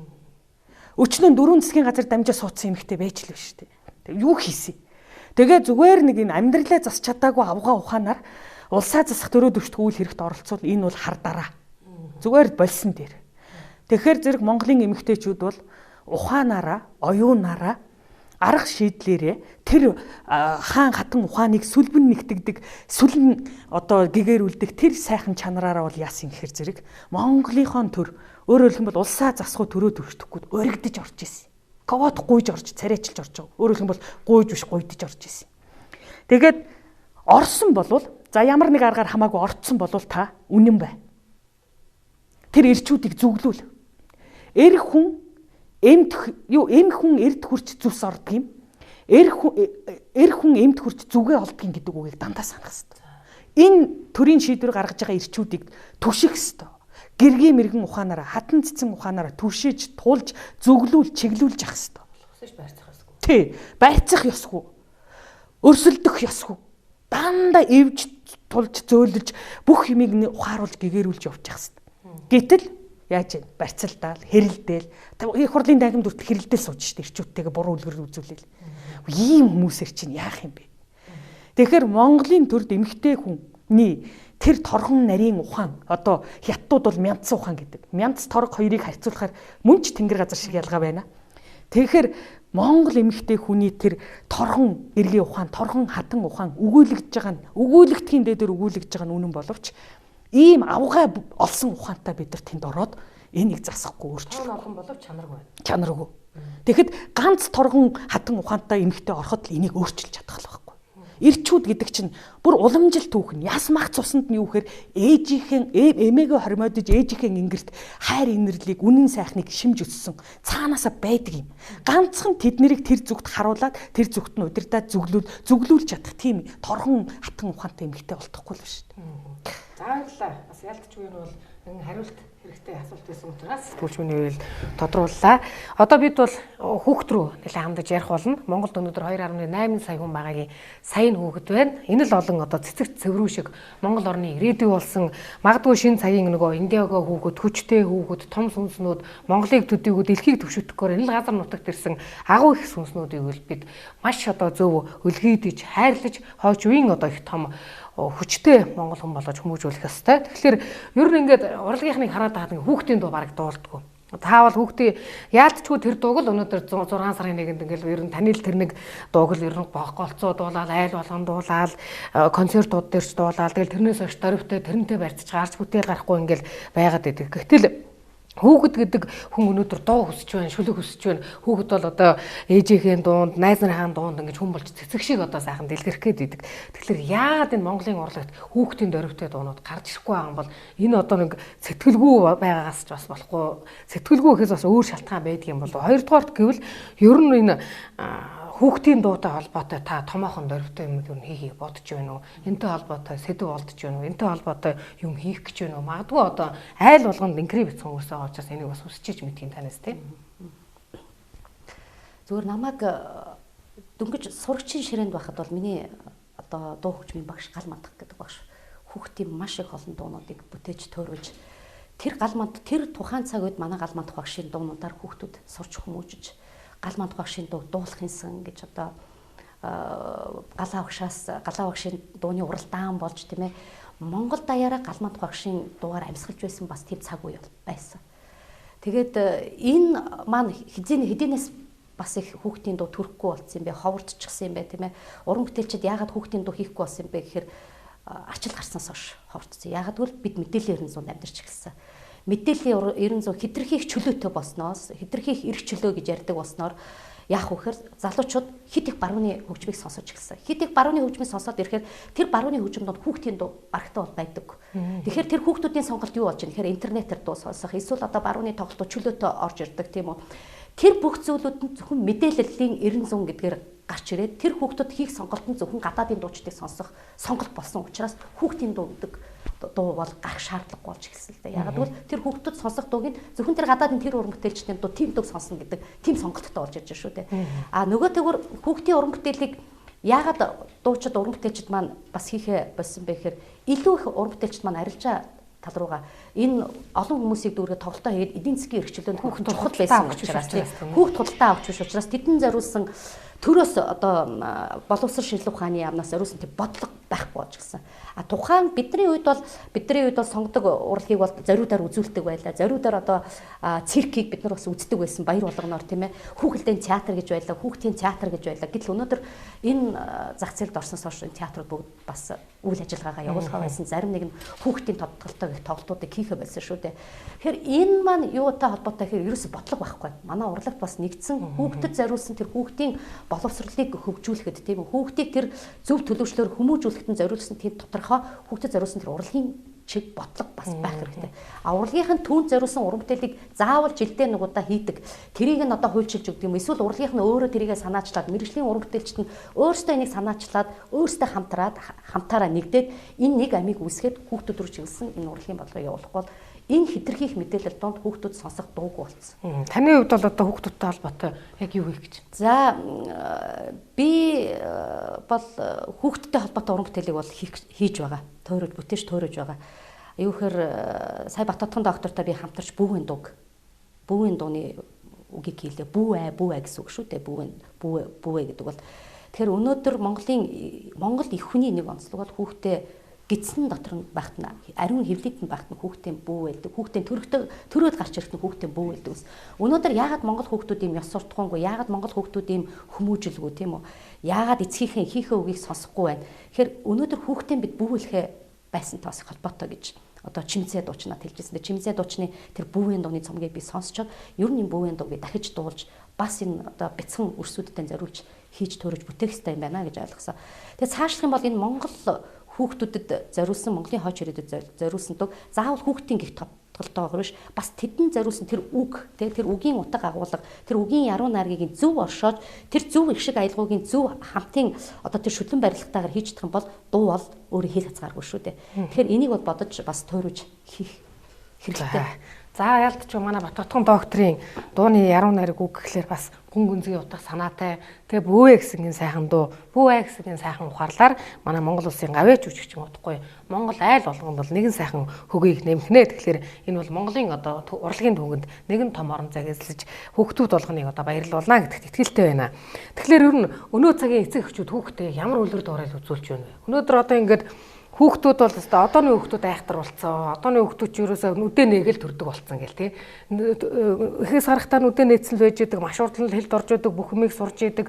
Бидний ойлгохгүй байгаа интернет ертөнц, захим ертөнц рүү хамгийн хурдан орж байна энэ төр ингээ ярьж ил да. Хүүхдийн хөгжил үнэхээр одоо биологийн талаасаа тэгж хурдан явагдаад байгаа юм уу? Цаг үеийн одоо тэгж хаардаад байгаа юм уу? А гэтэл нөгөө талд нь хүүхдүүдэд эцэг эхчүүд, залуучууд, томчууд бид нар бас ямар үлгэр дуурай үзүүлээд байгаа юм. Жишээ нь ийм юм л та. Одоо өнөөдрийн генетикийн шинжилгээ ухааны тайлаг удамшлын том хуулийг монголчууд тайлцсан, хэрэгжилж ирсэн. Юу гэхээр хүний тарих зүрхэн дэх мэдээлэл сайнтай муутайгаа 6 сарын дараа генд нь бичигдэж идэг гэж. Тэгэхээр Баттотхны тархинд байгаа сэтгэлд байгаа бүх мэдээлэл 6 сараар ингээл давтамжтайгаар генд нь нэмэгдээл бичигдээд идэв юм шүү дээ. Тэгээд хүүхдээ төрүүлэхэд нь яах вэ? Эцгийн цагаан тусал эхийн улаан туслаар дамжаад хүүхдийн ген мах цус ясанд бичигдэж идэг. Тэгээд хүн чинь ямарваа мэдээлэл дээр үндэслэж үйлдэл хийдэг. Хүүхэд төрөөл гараад ирлээ мэдээлэл дээр үндэслэж үйлдэл.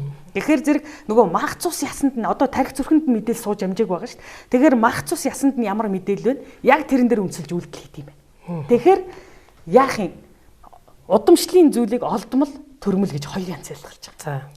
За гэтэл Баттотхны ээж аав Баттотхныг төрүүлэхээс өмнө гар утас гэдгийг юм мэддэггүй, хайргалдаггүй, ашигладаггүй байлаа. Тэгэхээр Баттотхны ээж аавын тарих зүрх сэтгэлд нь тийм ээ ген цусны код байхгүй. Тийм код байхгүй, тийм мэдээлэл байхгүй. Тэгэхээр тэр надад дамжиж ирээгүй. А гэвч Баттотхон өнөөдөр гар утас ашиглаж байна. Тэгэхээр энэ олдмол мэдээлэл. Гэтэл олдмол мэдээлэл маань Баттотхон ашиглаад 6 сар болоход л ген рүү бичигдэж байдаг. Тэгээ хүүхдэд очиж байгаа. Тэгээд хүүхэд гараад ирэхээр яах вэ? Тэр чинь хүүхдийн хувьд төрмөл мэдээлэл байхгүй. Удамшицсан, дамжицсан мэдээлэл. Тэгэхээр тэр чинь бүр хүчээ аваад бүр ажиллах идэвхтэй сайн програм шиг гараад ирд юм.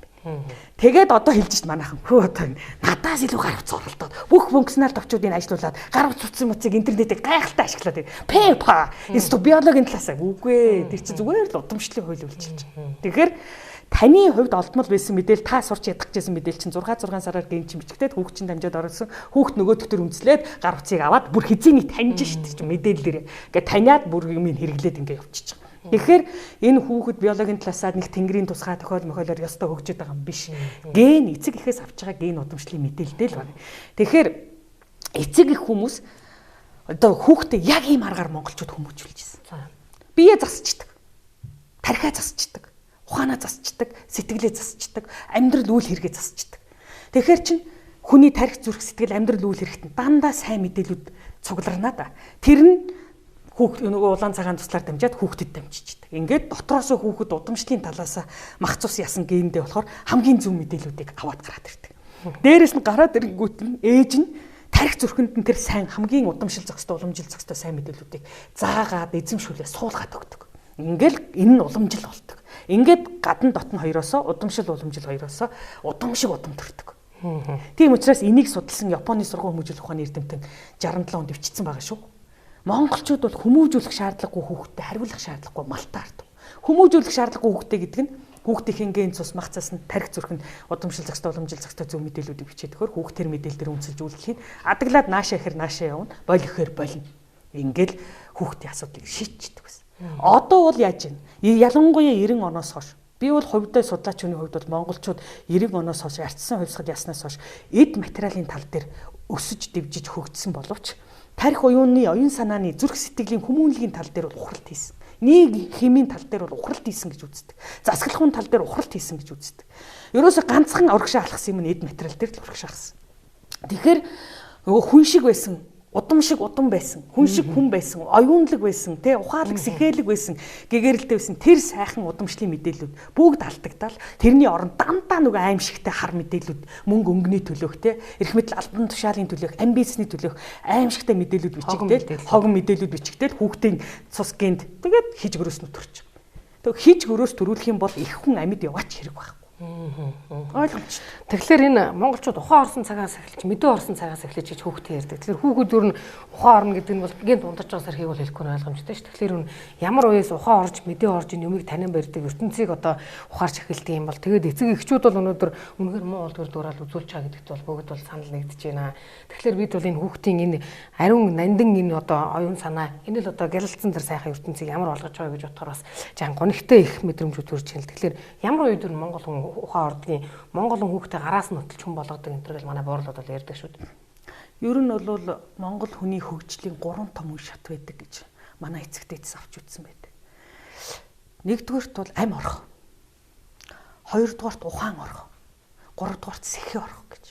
Тэгэхээр ам орох гэдэг бол их эцгийн цагаан тусал, эхийн улаан тусал, эхийн умаа дотор нийлээд хүүхэд бүрлдэж ураг бүрлдэж эхэлнэ. 3 сар бүрлддэг юм. 3 сар бүрлдэхэд нэг ийм зангирсан жоохон юм. Тэгээд нөгөөтгт нь бүх эргэтэн систем бий болчихдог. Яг ийм үед нь яах вэ? Гаднаас нь сүнс нь ирж суудаг юм байна. Мөн чанар.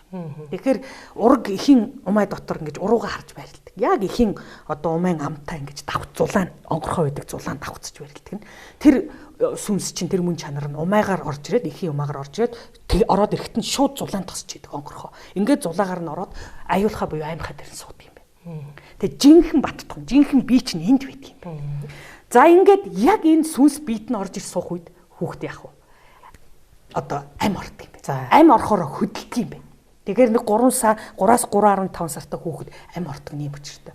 Гэтэл тэр сүнс чинь өмнө төрөлдөө хүн байсан сүнс явж байгаа. Тэгэхээр өмнөх төрлийнх нь бүх мэдээлэл байгаа. За намайг баттун гэдэг байсан, би тийм ажил хийдэг байсан, би ийм гэрэлтэй байсан, тэр дөөр ингээл бүх мэдээлэл нь тэн дотор эхийн умаад орж ирэхэд тэр хүүхдийн бие цогцонд ороход байж идэг. Гэтэл тэр мэдээлэл нь бүгд тэр дотор ажиллаж идэг. Тийм учраас тэр хүүхдээ чинь тэр эцэг нь ихэн тэр гаднаас нь ингээл харьцаал таалал ярихад хүүхд бүгдийг мэдэрт дотроо баярлж идэг, хөгжиж идэг, гомдож идэг, уйлж идэг. Бүх тэр мэдээ нь байж идэг. Гэт эхээс төрөөд гараад ирлээ 10 сар болоод төрөөд гараад ирлээ. Гараад ирэхэд тэр бүх мэдээллийг эхийн умаа хатгалж үлддэг юм байна. Өмнөх төрлийн бүх мэдээллийг. За ингээд хүүхэд 70 ухамсар нь ажилладаг. Тэгээ зулаан онгорхоо төрдгийн учир тэр. Нөгөө тэрүүгээрээ далд ертөнцтэй холбогдож, далд ертөнцөөс өгөгдөл мэдээлэл авч тарих юунаа тижээж идэв юм. За ингээд нөгөө хүүхэд чинь өгжөд болсроод тэгээ дандаа далд ухамсар нь ажиллана. Тэгээ дандаа нөгөө хүүхдийн чинь далд ухамсар ажиллаж байгаа учраас бэлгийн мэлмээ ажиллана. Бэлгийн мэлмээ ажиллаж байгаа учраас гал дээр сууж байгаа тэр галын тэнгэр сахиусоо тэгэл энэ орон зайд байгаа сайн муу юм бүгдийг харж идэг. Тий. Тийм учраас тийм юмнаас хүүхдийг хамгаалахын тулд тэр хөдсөн хоньны хөдсөн нэхийгээр дандаа үлгийддэг. Тэр авраг нь орлож исэн. За ингээд тэгтэл 3 нас хүрээд л ерөөхдөө хүүхдийн зулаа битүрнэ. Яг тэр үед далд ертөнцөөс тусгаарлагч эхэлж идэг юм мэдээлэл өөр. Яг энэ үед яадаг вэхээр өдөр хоногоор ихэс төрсэн цагаас эхсүүлээд далд ухамсарын үйл ажиллагаа аажмаар буурдаг. Нөгөө талд нь ил ертөнцийн энэ орчлон ертөнцийг танин мэдэх үйл ажиллагаанд сэрэл мэдрэмж нь сэрээд өксөж идэг. Ингээд яг 3 нас хүрлээ зулаа битүрлээ яг энэ үед хүүхд ухаардаг. Би гэдгээ ухаарч эхэлдэг. За би гэдэг нэг бодгоо юм. Би идэх хэвээр, би уух хэвээр, би босох хэвээр бүх юмаа мэдэрч энийг ухаарах гэж бодлоо хэлдэг. За ингээд цаашаа ухаан орсноос хойш тэр хүүхд чинь одоо энэ амьдарч байгаа энэ орчлон ертөнц, энэ гариг дэлхий, энэ бүх юмаа амьдралаа таниад мэдээд энэ миний аав ээж бүх юмаа ингээд таниад явж байна. Яваад ирнэ.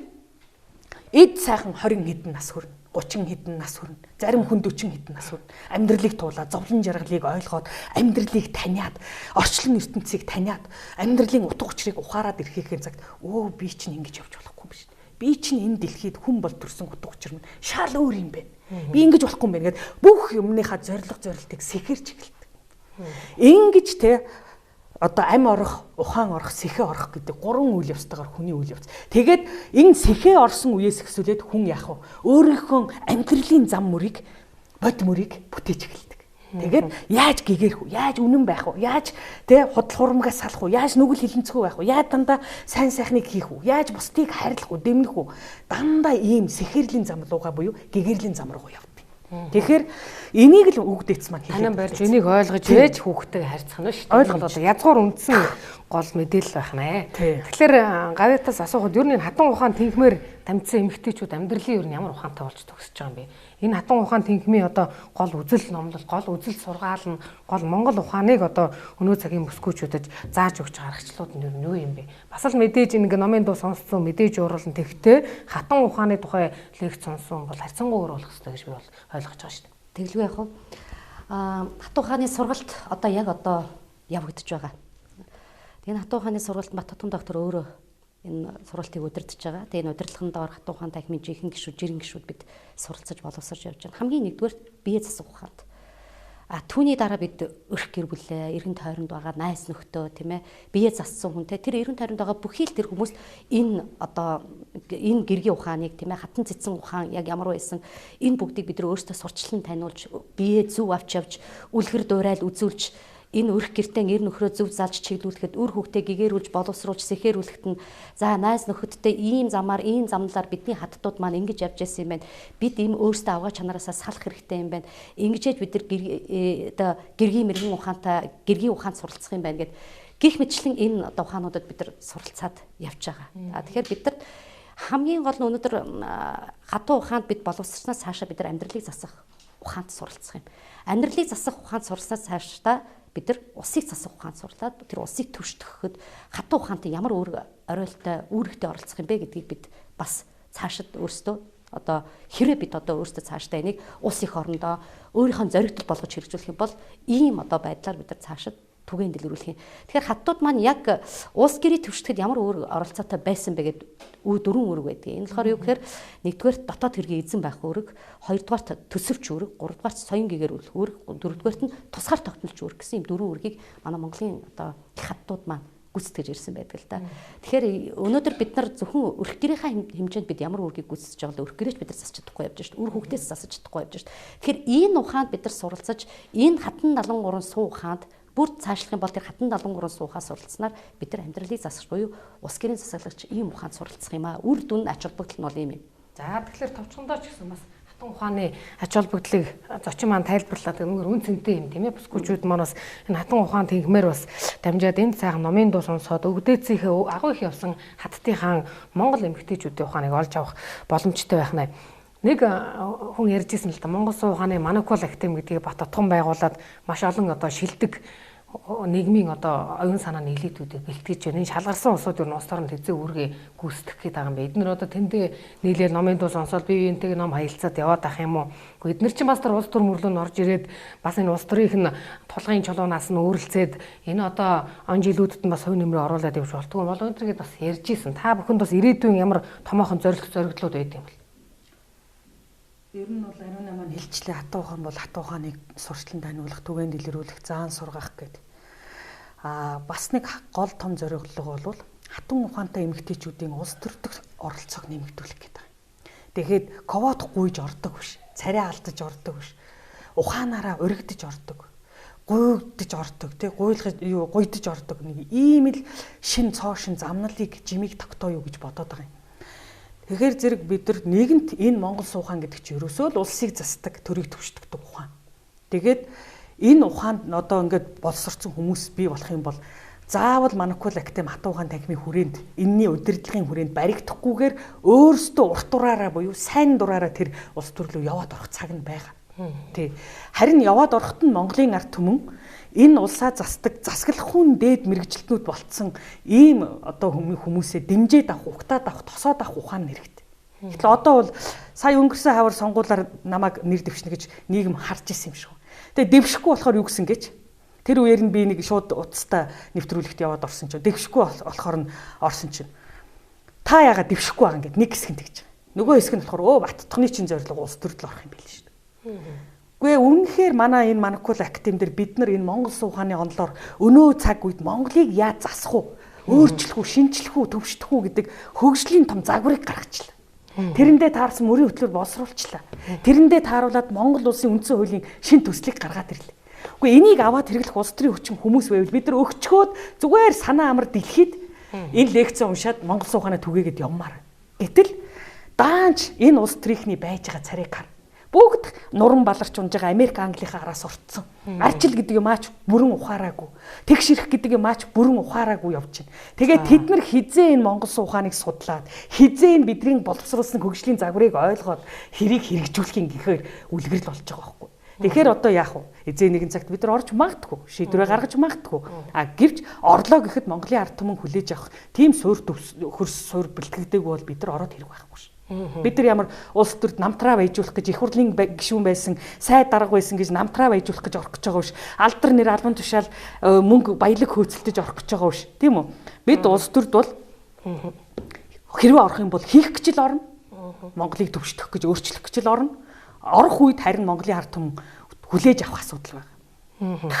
Бид хоёрыг ярилцаж явах зур үзэгчд бас таны 11 ботоос цөөн ботуудын нэрийг бас харуулж байна л да. Ер нь бол энийг ингээд эргэцүүлээд судлаад ингээд шинжилж байхад бол яалтчгүй бас энэ томоохон байгууллагуудаас нь дэмжиж олноор нь хэвлээд Монгол айл болгонд түгээгээд өөрсдийн гэсэн унших номтой, өөрсдийн гэсэн үзэл номлолтой өвгдээцхийн өнөө цаг түүчээсний ямар ч байсан эдэн талаас нь шинжчихээр нэг тийм хүний дайтай ярьчих чадвартай болохыг олон ухааллууд энэ номонд бол байдаг. Тэгээд номууд маань ер нь 11 ботоор энэ дээрээс зарагдаж байгаа юм, ер нь байгаа юм.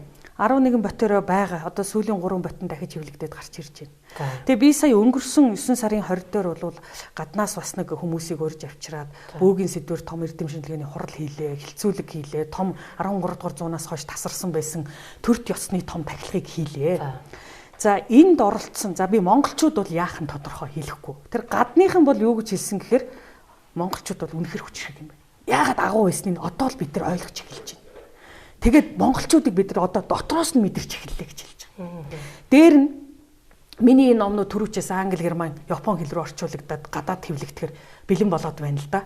За гэтэл энийг редактор хийж уншиж байгаа англи, герман, япон хэлтэй хүмүүс байна. За тэд нар бол үнэхээр энэ бол маш сонирхолтой, маш сонирхолтой өргөөжтэй ном байна гэж одоо тэр уншиж байгаа хүмүүс, орчуулж байгаа хүмүүс хэлээд байгаа.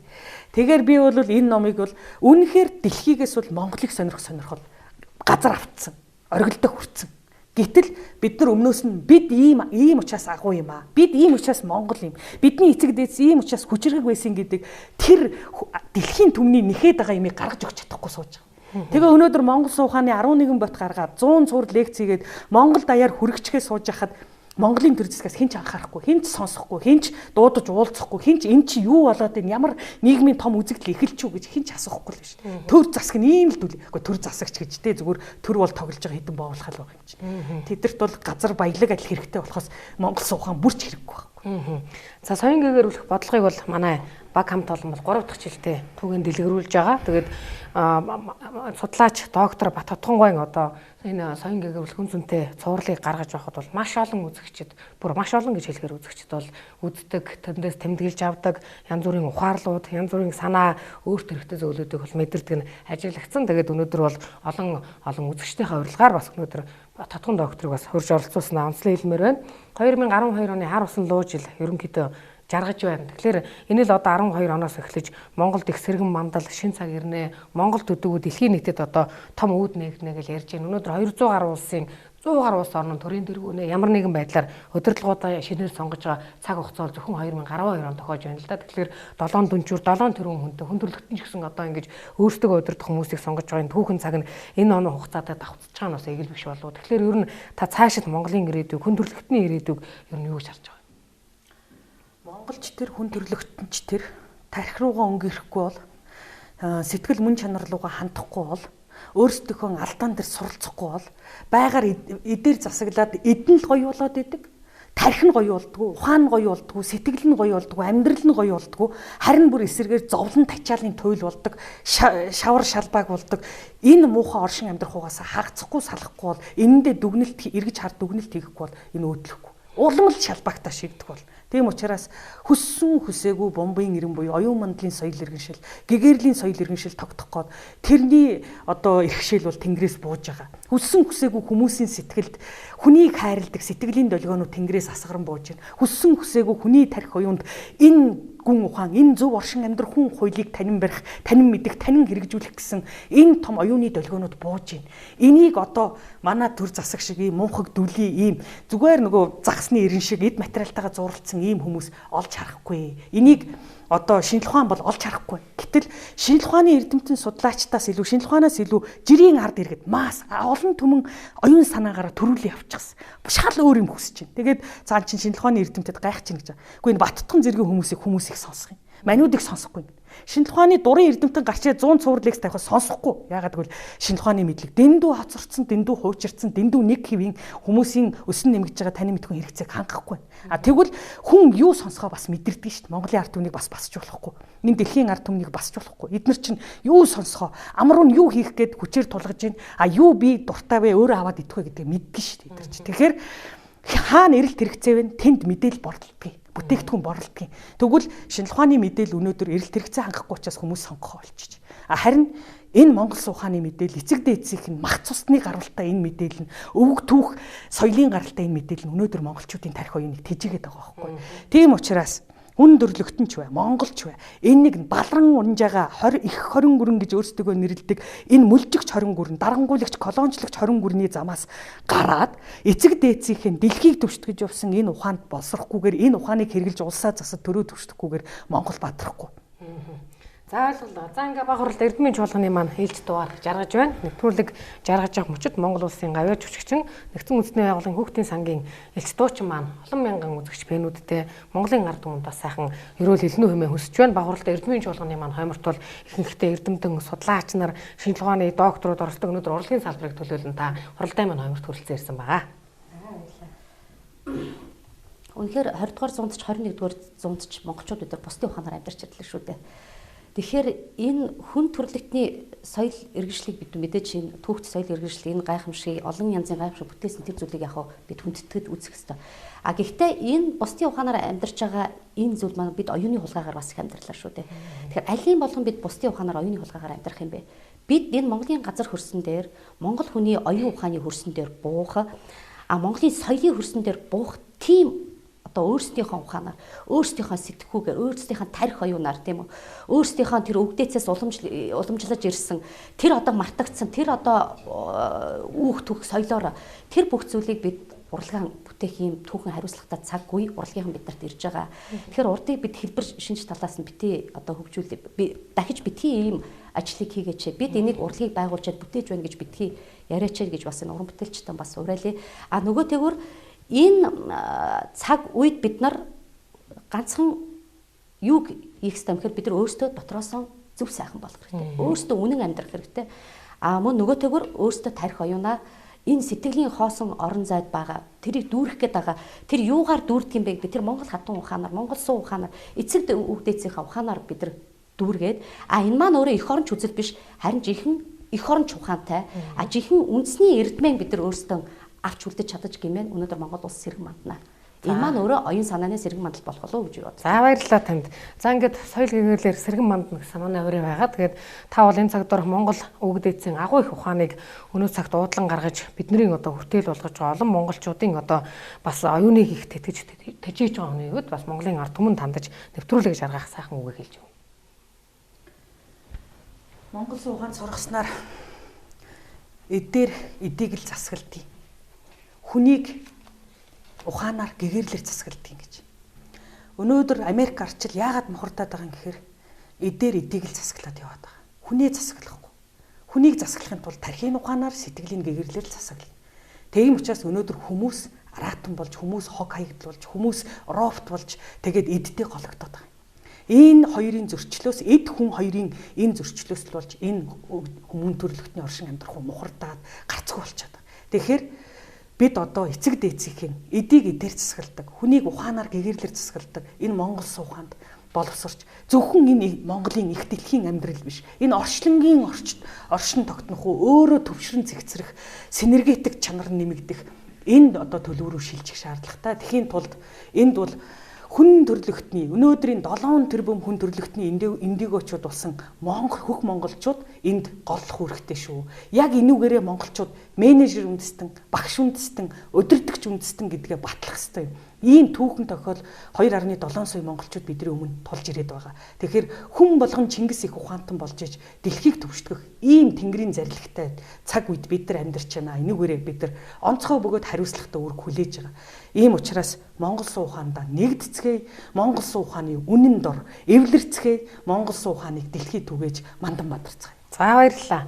За ингээд соён гэгэрлэгч телевизээс 8 гаруй өрбөлтгөн хүргэдэг баг хуралдаа эрдмийн чуулганы маань ээлж дугаар энэ үрээд жаргаж байна. Соёл гэгэрлэр сэргэн мандах агуу их монголчууд та бүхэн энэ л олон сайхан хүмүүстэйгээ байж үнтэй сайхан сургаалуудын сонсож монголчууд дор хүрнэн одоо ухааныг оюун тархийг шүтэж сэтгэлийг ариун болгож эд мөнгийг одоо хамгийн үн цэнэгөө хамгийн ач холбогдолгүй зүйл гэдгийг дор хүрээ танин барьж өвөг дээдсхийн агуу их ухаанаар олон хүчрхэгжин мандан бадарна гэдэгт итгэлтэй байна.